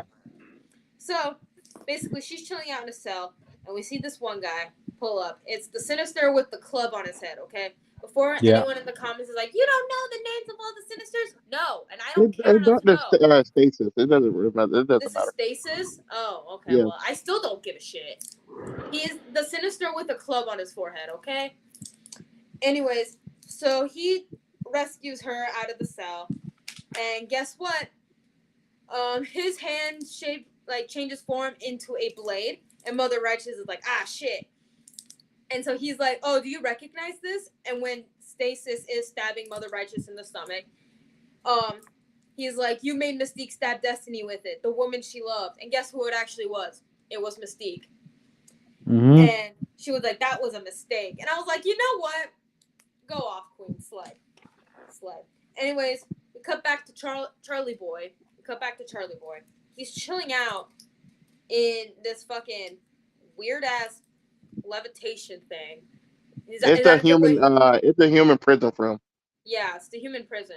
So technically, he shouldn't be able to use his powers, but as you'll see in a moment, yeah, it's Charlie Boy. Like, come on. Anyways, can I get that Krakoa was for lovers shirt? Like, where do I get that? Like, I want that shirt. Can I get that in both English and in Krakoan, please? You could describe Krakoa in a number of ways, audience. That Krakoa shirt was for right, lovers. that shirt They right say it there was for lovers, is but it one. never actually did anything. Like no one actually had a kid. It didn't really matter. All that bullshit he thought about love. Okay, there was a lot of kids born on Krakoa. What the fuck you talking about? Name one child you know that was born on Krakoa. A lot. Did you not see the whole like baby gardens? Them doing a random panel say, "Oh, look at these babies." It's not saying the fact that they did not care about these kids at all. What even happened? I mean, Joanne Bouvier was supposed to come back, but that never fucking happened. Unless you look into the Marvel Contest of Champions bio for Jean Paul, which is a whole thing. I'll get into that another day. Oh my god. Anyways, so we see Charlie Boy, watching over this one mutant girl. Keep in mind she has horns, so you know that makes her a target because God forbid you have horns. Because I think horns are cool. But anyways, she's getting followed by this white audacity of a man who decided to tattoo mankind on his fucking forehead like a loser. He's a fucking loser. Anyways, so don't worry. This girl is walking home. She's chilling, and then she notices the guy with the stupid tattoo on his forehead because he has the white audacity, trying to kill her. And guess what? Guess what Charlie Boy does? You know how he was supposed to be not able to use his powers? Well, too bad. He uses his powers to make this guy. It was like, oh shit, like to stop in his track. And guess what Charlie Boy makes him do? Makes this guy go onto the top of a tall ass building and hop off the building. Oof. Hop. Oof.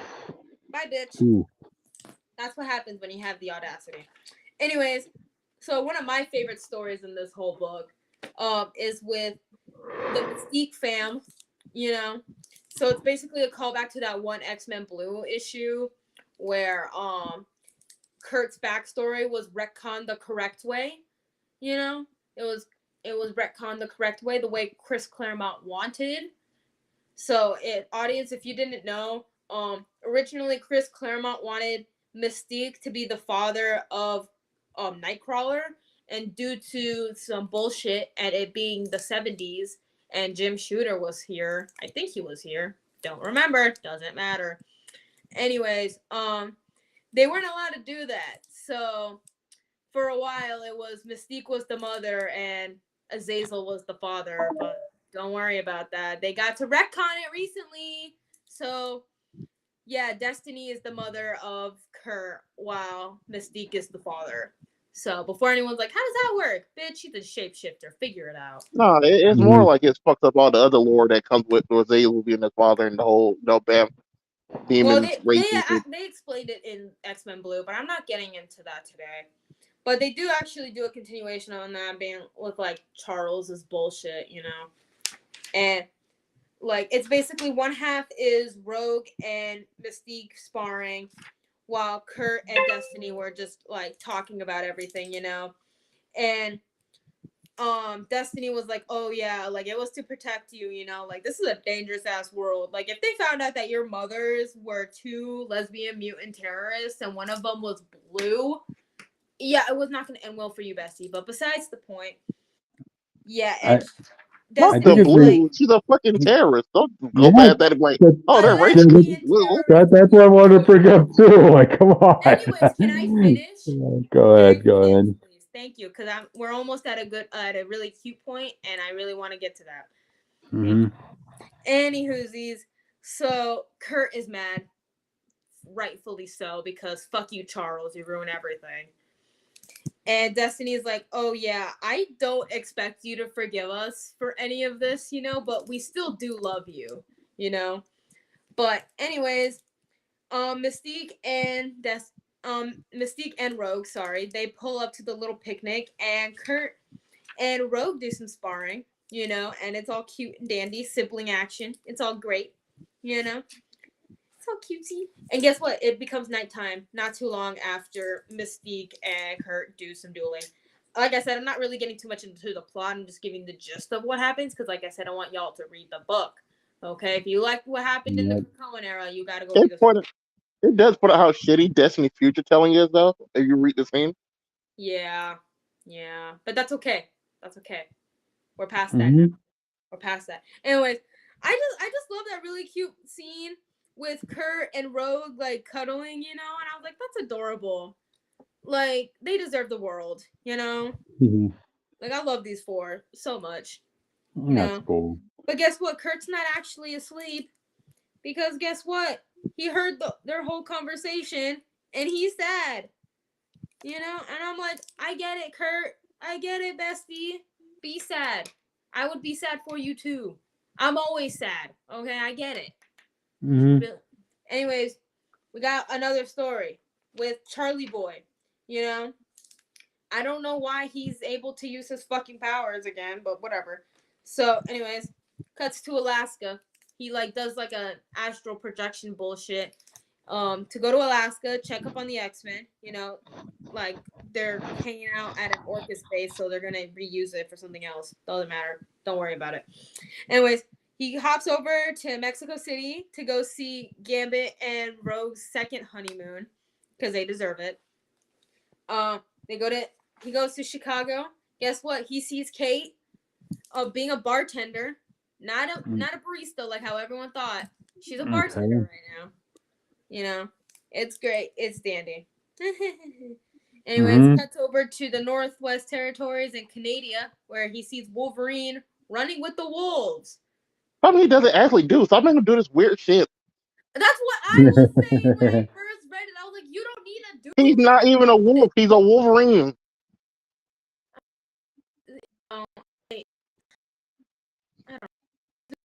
Come on, she's chilling, but in Malibu, Summers, he ain't doing so well.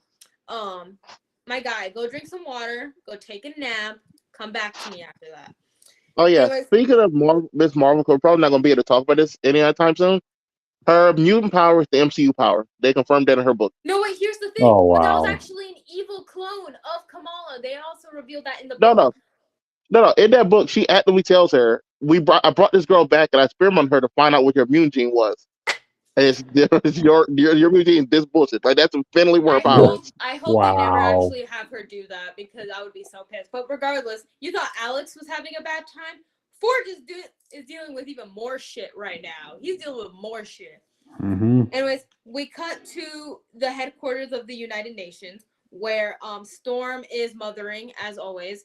And on tour, Dazzler, Allison Blair, she's on tour. She's doing great. She's also mothering. Let's go. Anyways, the one person we didn't need to update on. We know what she does. She does it every time she's in a book. She is slaying. Yes, she is serving. Anyways, so Charlie Boy goes to the edge of Shi'ar space. Why the fuck do you keep hanging out with the Shi'ar, dude? You don't give a shit. Fuck off. Anyways, so he talks with Jean, who, I don't care what anyone says, she is the Phoenix. Shut the fuck up. Anyways, so yeah, they're chilling in space, and don't worry, Charlie Boy goes back to his body, and he's it cuts over to these people who are watching him, and they're like, oh shit, he just slumped over, dude. Like, what the hell? Go check his vitals. So, like, yeah, not fun. Anyways, so they think that he is asleep or dead. So, don't worry about that.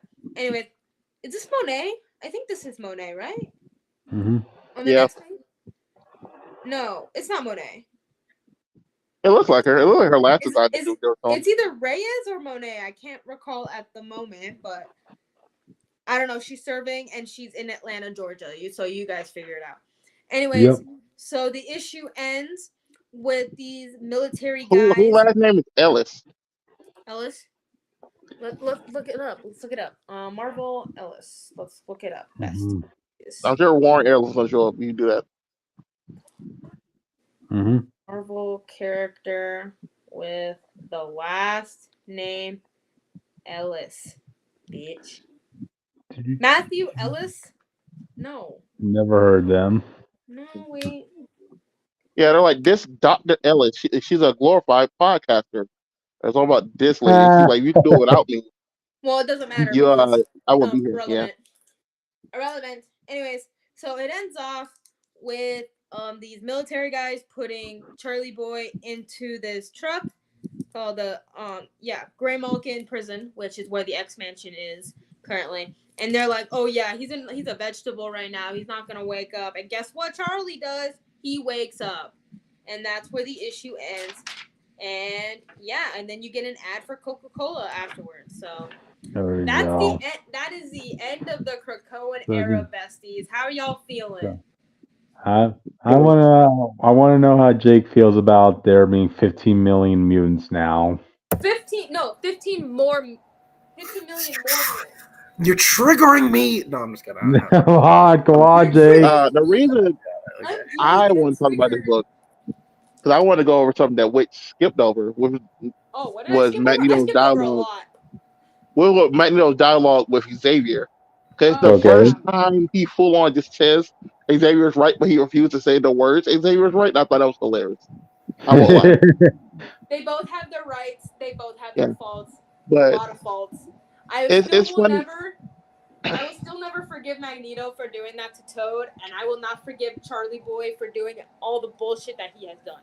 Yeah, right. For people don't know, right now their standings are different. Where Magneto is basically in Xavier's old standing of, because his understanding now is like, I can't blame all of humanity. It's more just They're like with us, the people in charge make bad decisions based on what they think is best for their people. That's kind of what just happened. See, that's So why now you need competent people on your fucking leadership team, not incompetent gay bitches. You need competent gay bitches, not incompetent gay bitches. Anyways. But yeah, Xavier's evil and Magneto's good. That's the situation now.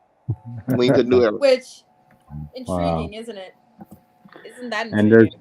an audience, there's more mutants now than there ever has been. Yeah, it's nuts. Oh, Jake is triggered by Jake, come on. By his Jake, as a representative of mutant, how do you feel about this? Yo, make me feel special. Kill him off, bro. We need to go back. Well, that's why you gotta make your voice known, Jake. So you have to become a mutant terrorist. Wow, you want to have another House of M. The more mutants there are, the less opportunities for me there are. Okay, it was better when oh yeah. But people don't know the reason Xavier was able to use his powers because he put a loophole in everyone's brain where it's like, oh, if you build a cage for Xavier, make sure it's a loophole so you can still use his powers. Anyways, Jake, you never actually revealed what your mutant ability is. Is it traveling to different universes? It's super speed. It's shitty. Yeah. Hey Jake, how do you feel about competing with like 500 other speedster mutants now? That's what I'm saying. We gotta start killing these mutants off, bro. We gotta bring it back. Well, keep in mind, you're still not as fast as Northstar. Just remember that he's not as fast as mutant. With 15 millions, there's bound to be people faster and stronger than Northstar. Well, keep in mind, he's not the fastest. I've had my power since I was the fastest mutant. I've had my power since I was 3 years old. Okay, I'm probably the fastest. I have my powers faster than anyone. Okay, on foot, I'm the fastest. All right, oh, which whatever. That lady's name was Karina Ellis. She's just some daughter that took over the Xavier Institute. Oh, my bad. I didn't know who that was. Yeah, she did not matter. She was just some random lady. Because it looks like either Monet or Cecilia Reyes, you know, or the real shit. Yeah. Apparently, she's the new X-Men big bad going into the new era. Real shit though. That makes sense. 15 million mutants. I kind of want to. I mean, I need some mutants to appear in another book. Like, I don't mean just X-Men. I just mean like casual. Yeah. We need some more mutant supervillains that just casually around. Yeah.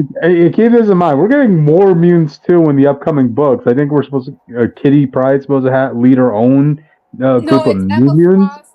Emma Frost. Emma Frost. Yes. So we're getting more and more down the lines. Any cause for concern? Just give me an Alpha Flight one shot, and I'll be okay for the next decade. No, it's just like the X-Men are so like it doesn't feel like a real issue sometimes because it's just their problem, basically. Yeah. So I kind of like I always say the Spider-Man, the street level hero, should be dealing with more mutant stuff, like just casually. It's just a part of life. Yeah, I mean, but what I like about this book is that it ties up a lot of the stuff that happened at the end of the Krakoan era, or just in general, while it's also setting up for the fall, the Rise from Ashes. Yeah. But yeah, no. Like I said, mutants just need to be more involved in just casually.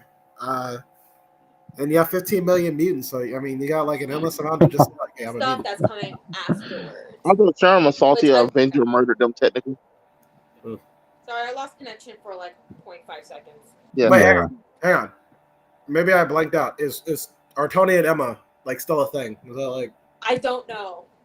I think they just broke up because the situation done, but they didn't like each other. They didn't break up on bad terms. Yeah, I know. That sucks. I mean, like they broke up on good terms, but like, damn, I like that. For everything I saw, I kept friends with benefits. I don't know what Emma and Tony are doing on their free time. I kept poking my head every now and then into that story. I was like, damn, are they still good? Okay. There was a scene that like someone on TikTok posted. It was of Emma taking a back shot from Tony, and that's not a sexual thing. Literally, Emma turned into her diamond form, and basically Tony Stark shot a laser beam at her back to like take out a whole bunch of Orcus members. It was actually pretty cool. It was very cunty, I'm not gonna lie to you that. And you know I meant it when I said it. Yeah, but, I don't know, more stuff like that. That's cool. Like I like that idea. That's cool. Like Tony has a mutant girlfriend, And that's just the status quo. And it's a high member one too. It's the status quo. How does that affect his relationship with the mutant kind? That's pretty interesting to see. Like, how does that affect his politics and his worldview? You know, I guess he'll be allowed to go to all the mutant hangouts now, maybe. yeah. Does he get the M Yeah, word but pass? I don't think most Does he people get the want mutie that. pass? Okay? Do you get the mutie pass? Like, how far does this go? Is he invited to the cookouts of the X-Men show? Like, really? But people actually reading Iron Man don't want to see that. Okay. Oh, okay. Well, listen, I'm just saying, like, oh, that was cool. But no, I guess my point is just like find clever ways to put mutants in stories. That's all. Gotcha. Well, there you have it, audience. The end of the krakoa era. All right. Okay, that's here. Yeah. Because Okay. Gotcha. Conclusion. Austin is a wall. Jake's a mutant. I'm half Yo and half Fae, and I don't even know what cryptid is, but that's what keeps the mystery fun. I'm an American. No, like what? No, that's not what I meant. Anyways, no, it's fun. It's fun to decide. Like, is he human? Is he not human? We'll let the audience figure that out for yourself. Wink, wonk. Yeah. Anyways, let's move on to a book that I don't really care about as much, but I did. Let's let Austin do. Yeah, let Austin go ahead. Ultimates #1. I'm gonna try to go through this because we got 2 more books. I don't want to be here till 1 o'clock. I ain't gonna lie to you. Okay. But basically, Iron Man and Doom, who is Reed Richards, well, Iron Lad, Tony Stark, and Doom. Yeah, it's not Nathaniel Richards, guys. Sorry, no Young Avengers anytime soon. Has been going back in time to try to fix problems and reset the universe, and that obviously didn't work. And Doom, but they set up this moment where Reed's turning into classic Doom, where it's like, yeah, we're doing this and people are dying, but if we do it correctly, we're gonna fix everything regardless. It doesn't really matter. And Iron Man's like, I can't keep accidentally killing people, going through back and trying to do all this stuff. Like, we can't keep doing that. That's not a good thing to do. So what you're telling me is Jake is right about Reed. No, that's a whole different universe. Okay. I'm just saying, I was right in a different universe. It took an alternate universe to prove Jake right, so take that for what it is. Hey, you're not right. Whatever. Okay. But basically, they find ways to recreate all the powers and weapons of any hero and supervillain that existed, and they extend it out to those people. So they're trying to just get it back on track immediately in present day. You get your powers, you go start doing this crazy shit. You get your powers, you go do the same shit. And funny enough, 98% of the people said, "We want no fucking powers." What? Yeah, it's like, also, aren't you like a terrorist and just blow up the city? Why would we want stuff from you? But you get a panel of Hawkeye throwing his costume in the trash. It also implied that some people used their powers for the first time and killed themselves or killed other people. Like with Carol, who seems that you got her powers and exploded. Oh God. Okay. If people don't know, if people don't remember Ultimate Spider-Man, Herman Schultz got sent the chakra gauntlets, but he died of a heart attack right before the gauntlet got there. So a random guy who broke the apartment got the gauntlets. But apparently there's a lot of cases where people were just stealing powers of other people. So basically their other plan fucked up too. According to them, only about 2 or 3 people actually took their powers that were intended for them correctly. And that was Spider-Man, and we learned later in the issue was Wasp and Hank Pym. Okay. But they're exterminators, obviously. Hank Pym can't, Hank Pym couldn't help but drag his wife into his life. But I honestly really liked it. Because while they're doing this, you find the Morloids. It's a family of them. The Morloids are, the Mole Men's, basically his people, underground, not monsters, but underground alien creatures. I guess they're not aliens either. I don't know what you want to call them. Underground creatures. Okay, go ahead. But there's no Mole Man to lead them, so they're all just kind of scattered around. But I just thought it was... Because obviously, if you're a Mole Man, would you want that power? Like, come on now. Yeah, be real. Powered. That man probably got a good life in the timeline. You don't want to go on the ground with the mole people. You could be king, man. Come on, that could sway a lot of people. Nah, I don't know, bro. You'll King of have the your own blind, army. yellow monster alien people. I don't know. You want to be that? And a giant monster, man. Yeah. Well, we fair. We don't know the giant monsters here yet, but Okay, this okay. guy's like, why don't y'all just go kill the mole people? And they're like, bro, those are things. Those things can breathe. They got life. They're Mm-hmm. sentient. We're not murderers. We're not going to kill them. You're like, bro, give you like 50,000. Come on, just get them out of here. Mm-hmm. But obviously, Jed and Hank turn it down. Iron Man just straight up pulls up on them. Well, Iron Lad just straight up pulls up on him in the car. And Mm-hmm. Hank hits the gas. He's like, bro, Hank hit the gas and started speeding. It was kind of funny to me. And then he sends Iron Man sends the orb. So when he sends the orb, it's like it's your power suit, your ability thing, and it's him giving you the hero speech. And he just totals the truck because he can't send it precisely, which also explains why random people are getting certain powers. Okay. But the whole Avengers pull up here. Cap just kind of got out the ice, and they just had like a 1 second panel of him fighting them, like like the Earth Mightiest Heroes episode. Yeah, Was yeah. like, oh, what year is it? 2024. Also, all your whole history has been alive, by the way. It's like, hold on, what? And he just starts fighting. It's one panel. They didn't focus on it. I was surprised about. Wait, did they actually say 2024? Yes, they It did. was 20XX, I believe. No, they Okay, okay. 20 Yeah, I'll go back and see. Okay. because hold on. I'm like, Yeah. It's they tell him it's he does say 2024. He asks who's the president, and they tell him, bro, America broke up in 1969, and he starts freaking out. yeah. And it's just a What? whole So panel. they basically have to pin him down. So Yeah. Okay, go ahead. Yeah, how do you feel about that, Cryptid? Earth with no America. Why should we live? well, We're keep in doomed. mind That's the all. maker kind of fucked it over for everyone. But Oh yeah. Damn, They also that's the revealed worst that. atrocity. That's the worst atrocity of all that the Maker did. He got rid of America. Cryptid, They Damn we've you. all been He better defeated without the it. American spirit. Then it's up to Steve Rogers to bring the it maker back. decided, yeah, let's let Japan colonize Korea again, assholes. Hmm. They And also part of revealed. China again. Anyways, They also revealed they only got 2 years to prepare for the Maker to return. We even don't remember the Maker is locked in his ship, well, in his castle in Latveria. For him, that would feel like 1,000 years, but for them, it was only 2 years because all the time travel he did. Oh wow. But Hank's trying to keep. Well, let's go back to Hank. He's trying to keep Watts out of his life, but obviously he can't make that choice for her. And as this happens, Captain Britain pulls up, and he's and like they some get him French like guy. it's Captain Britain, yeah. He's French though.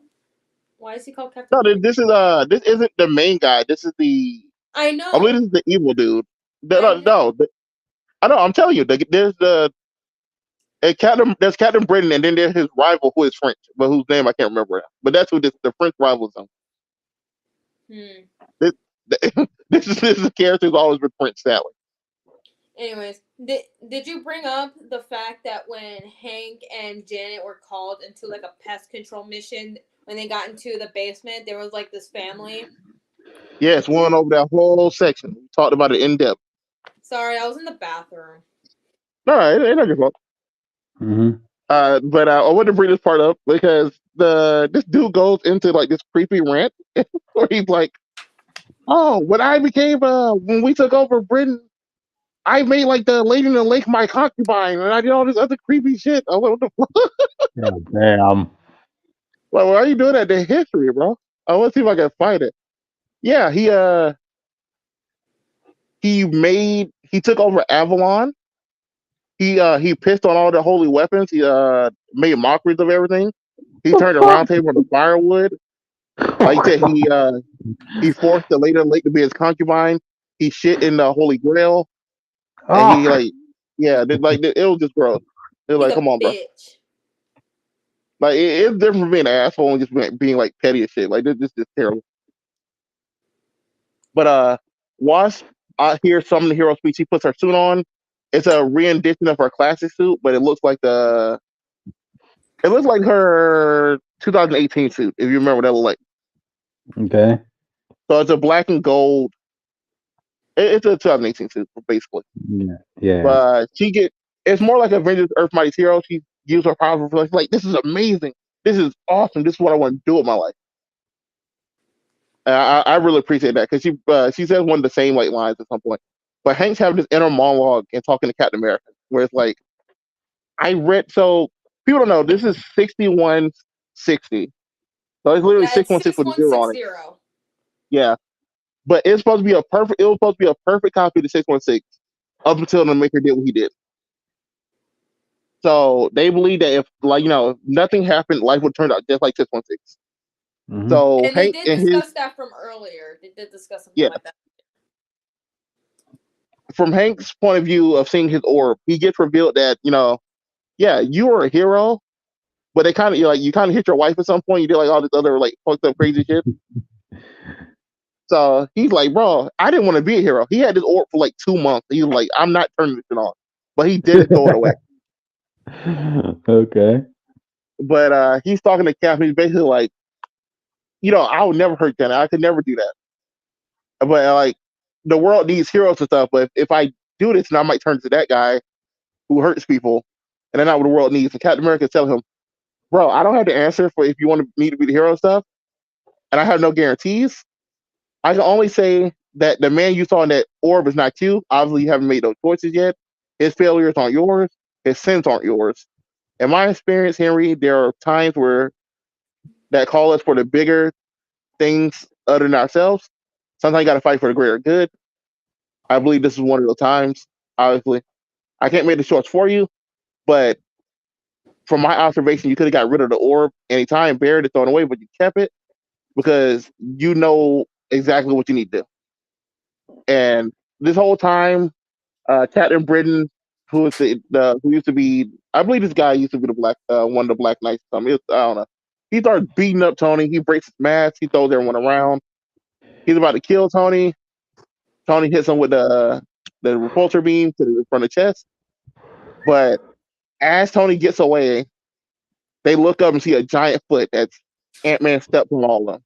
So the whole evil army and stuff gets stepped on, and they get a giant star boot on the floor. Yeah, it's a symbol of the ultimate with like the star in it. It was pretty cool. I'm not gonna lie.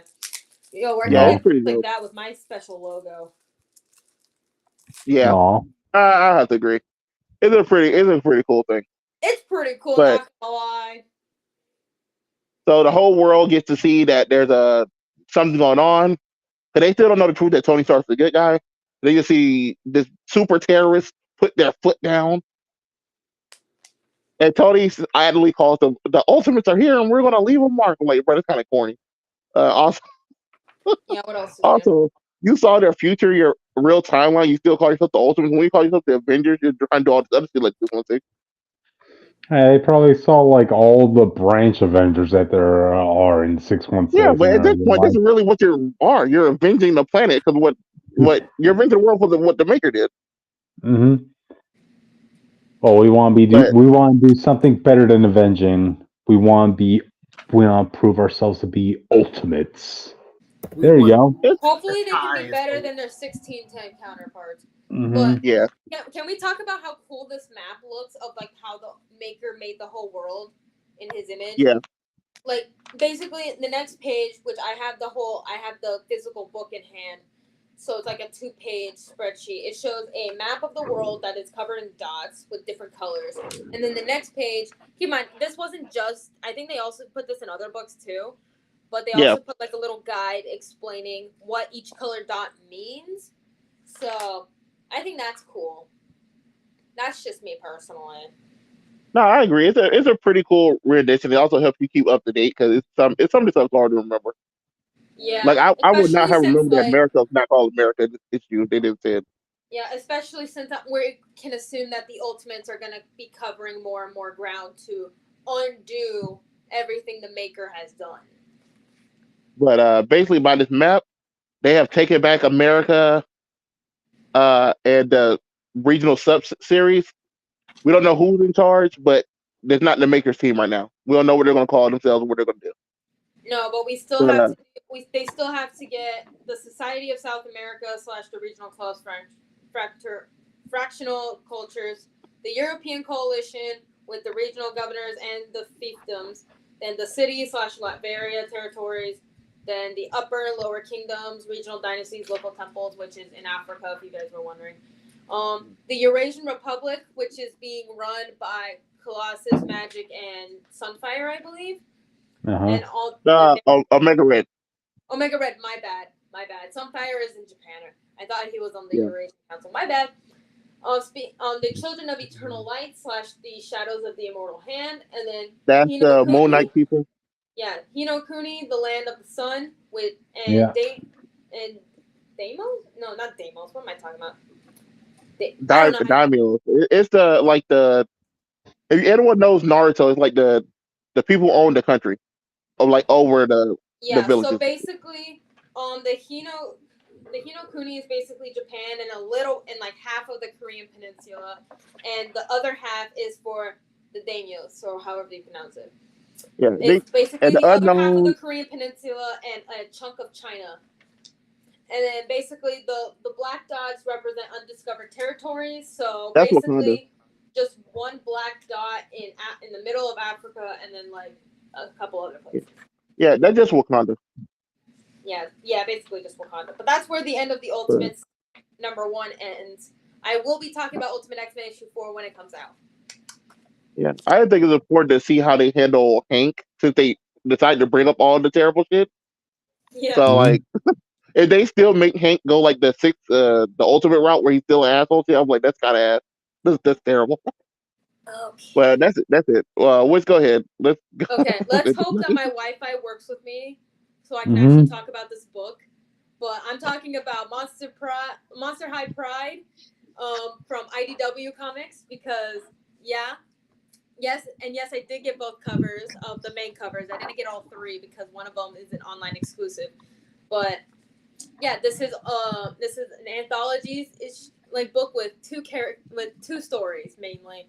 So basically, if you guys don't know what Monster High is, where the hell have you been for the past 14 years? I don't. And if you hear me saying a lot of monster puns, just get over it. That's the whole point. That's like half of this whole thing.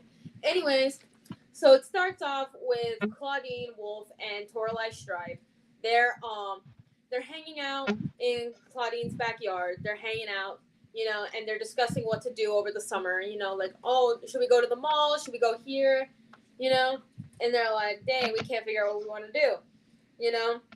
And Claudine's like, it's a shame we can't fit everyone right here in the backyard. Like, I already have a big family. And it's true. She does have a big family. She has 3 other siblings and, like, I think a 4th sibling? I can't recall, but she has a lot of siblings and, like, family. So Toralei and Claudine come together, and they're like, we should make, like, our own, like, hangout spot in the woods. And Claudine's older brother, because they're werewolves. Besides Toralei, she's a werecat. Don't worry about it.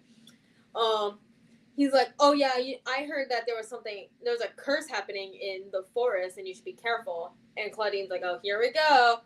And he's like, I'm serious, man. Like, there's something in there. Like, be careful. And they're like, whatever. We're just gonna go grab Dad's toolbox and have a good time. So we cut over to Gulia and Kirsty. So Gulia's a zombie and Kirsty is a troll, and they're playing a game. They're playing a video game or whatever, and yeah, Gulia loses to Kirsty because it happens to the best of us. And so keep in mind, they both write fan fiction because they're both fucking nerds like myself. And yeah, and low-key, Kirsty's kind of rubbing it in her face, like Gulia's face, that she's like, oh yeah, I just posted this new fan fiction and all this other stuff, It's cool. So they keep playing their games and everything, and it's all fine and dandy. And then guess what? We cut over to Claudine and Toralei, where they find the perfect spot for their summer hangout. Woo! So they start setting up and everything, and guess what? Stuff starts to go missing. I wonder what's happening. Woo!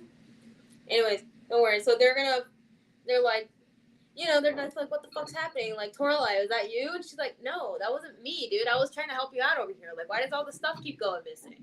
Guess what? We'll come back to that anyways, because they gotta go to the store real quick. to go get more stuff. So we cut over to Gulia and Kirsty again, and Gulia is finishing writing up a quick little chapter on a fan fiction, and then she sends it, and she leaves her room because she's not dealing with Kirsty's bullshit right now. Anyways, we cut back to Claudine and Toralei, and they grab some stuff, and they see some cool peeps, you know. And Claudine's like, "Hey, can we get some advice?" And like Toralei was not down to get any advice from people because she's like, "I got this, it's fine." And one of the two people turn around and is like, "Yo, what you working on?" And Claudine's like, "Oh, I'm Claudine. This is Toralei. We're like pretty new to like building things, so we were wondering if you can help us out." And one of them is like, "Oh yeah, I'm Jackie Lope, and this is my girlfriend Bridget Roll." You know, I can't tell what kind of monster Bridget is, but Jackie's a jackalope. You can figure it out. Like, come on, it's in the name. Bridget sounds like a troll sort of themed monster. She got horns. I think she might be like an orc or something. I don't know. We'll figure it out.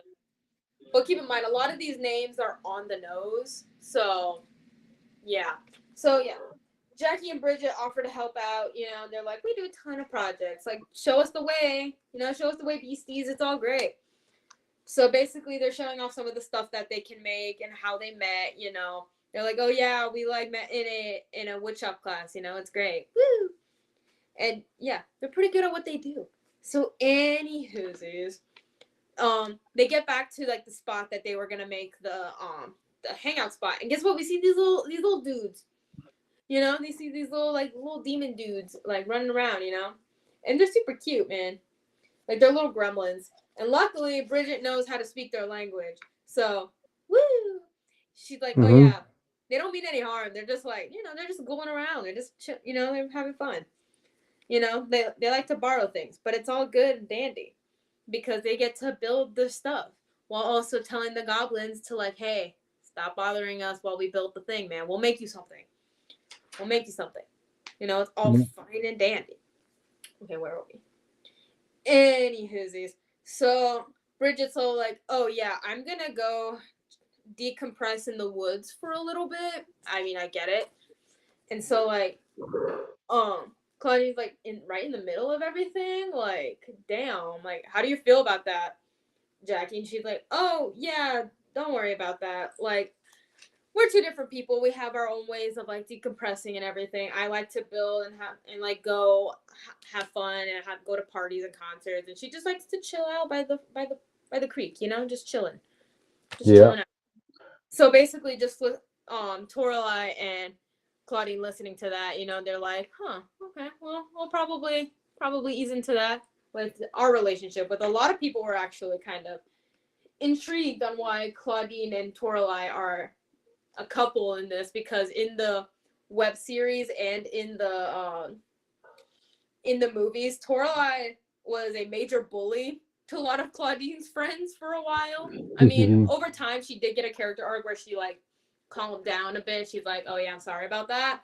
But like, honestly, I think they're kind of cute, you know? Like, it's kind of cute. Why not? A werewolf and a werecat. Why not? What's wrong with that? Anywhoosies.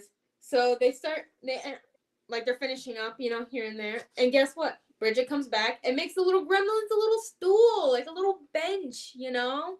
It's super cute. And guess what? So we don't get to see the finished product just yet because we got to cut over to Gulia and Cleo. The thing you need to know about Gulia is that she doesn't speak like a traditional human language, I guess you could say. She doesn't speak English. She speaks her own language, like she speaks zombie. And so all of her friends are like, yeah, we're going to learn your language so that we can understand you, bestie. Because she understands them and they understand her, even though they speak two different languages, which is slay. Anyways, so Cleo is cheering up Gulia because, you know, she's been kind of down in the dumps. And so Cleo checks her phone. She's like, oh my God. Like, wait, this is like, she's like, I'm going to help you out real quick. Social media. She's like, oh, like, this is your username, right? Her username is MH Miss Deadfast because Deadfast is a superhero in the Monster High universe, a zombie speedster. Think about that for a moment. Okay. And so Gulia's like, yeah, you know. And Cleo's like, yo, your new story, like, just got, like, hundreds of new readers, bro. Like, look at this.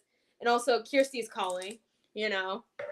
And so then they pick up, and she's like, "Oh my god, hey Gulia, hey Cleo," like, and Cleo's like, "Have you seen Gulia's like fan fiction yet? Like, have you seen those numbers? Like, damn."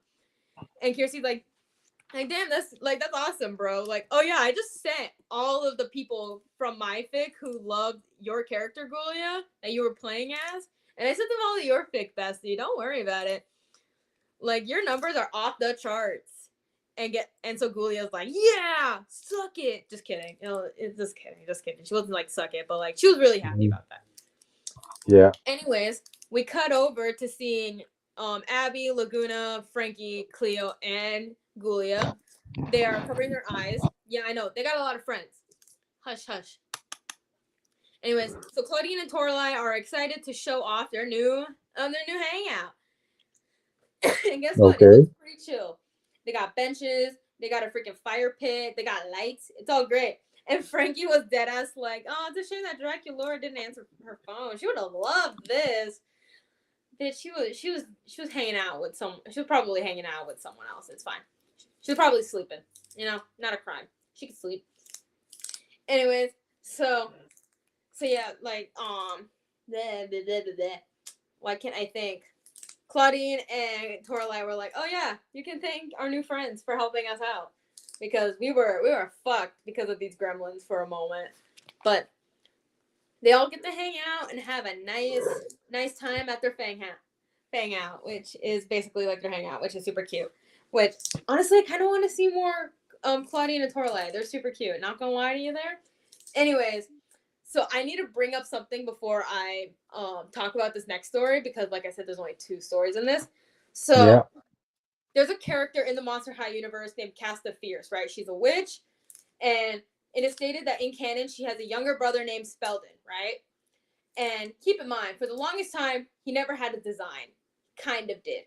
Until this book came out. Before this book was announced. So, yeah.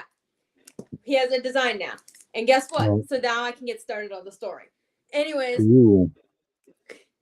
So, basically it starts off with someone holding a bouquet of I'm sorry flowers, and on the phone with Wisp, who was a villain from the movie Monster High 13 Wishes. Don't worry about it.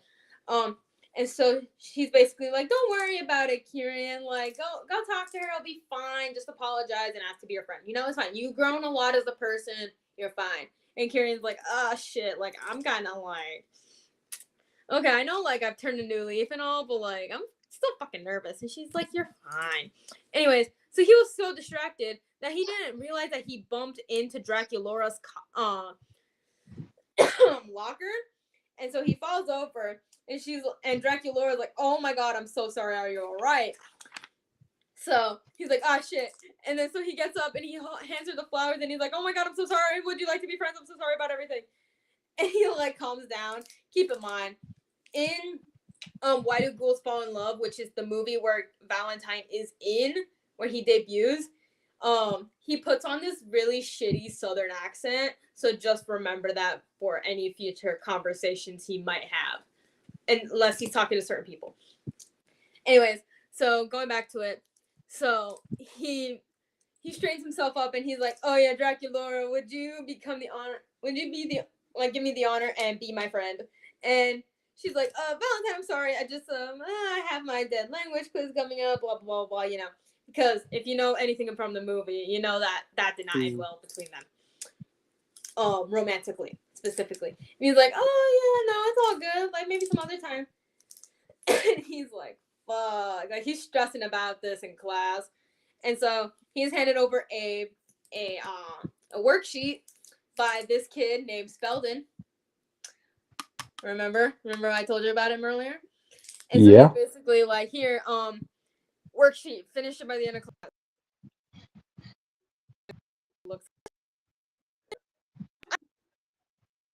Oh, does anybody hear which staticking up a bit? Which is breaking up. Oh no. Our streaming service couldn't handle all the excitement now, which... For the record, when X-Men was asked about whether Island having sex, They said absolutely not. Which? You there? Yeah. Can you hear me? Yeah, okay, hear you loud Yeah. and clear now. Sorry. All right. It's like I knew this was gonna fucking happen because the world does not like me and my Wi-Fi doesn't like me. So, Mhm. okay, back to it. Where was I? Anyways, so Valentine's like, yeah, whatever, lap dragons, let's go, okay? And so Spelden was like, okay, what's with the roses, anyways? He's like, and keep in mind, so Valentine is known as an emotional vampire, so he doesn't drink blood. He feeds off people's emotions. So just remember that.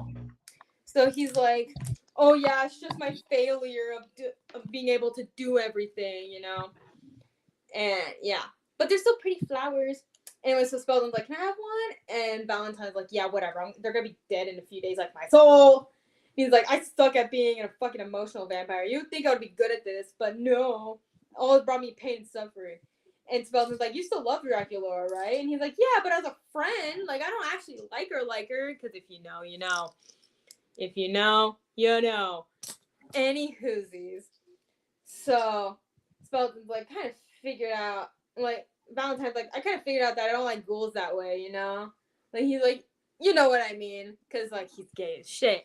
Because that's actually canon. He's gay as shit. He finds that out in his diary, even though they couldn't say it, like, out loud. So, woo! Anyways, you're getting this so far? Yes. Okay, cool. Just double checking, because you never know with my service, so. Right. All's good, Witch. Okay, cool. Just message me if anything goes up kaput, okay? Anyways, so Valentine's like, wait, you're a magician, right? So like Spelden's like, this is a terrible idea. And Valentine's like, this is like a potion to stop me from feeling love is not a terrible idea. This is a great fucking idea. Okay? Sorry, hold on. Yeah. I was parched. Sorry about that. Uh-huh. And so like Spelden is like, fine, I'll help you out, but this is still a bad idea, you know, because like messing with love magic ain't gonna do you any favors, bestie. Any whoosies, so Spelden's like, here's a spell that will help you with your predicament, I guess, and they need to go get supplies, so they go to the store because that's where all the supplies are. So yeah, but don't worry about that.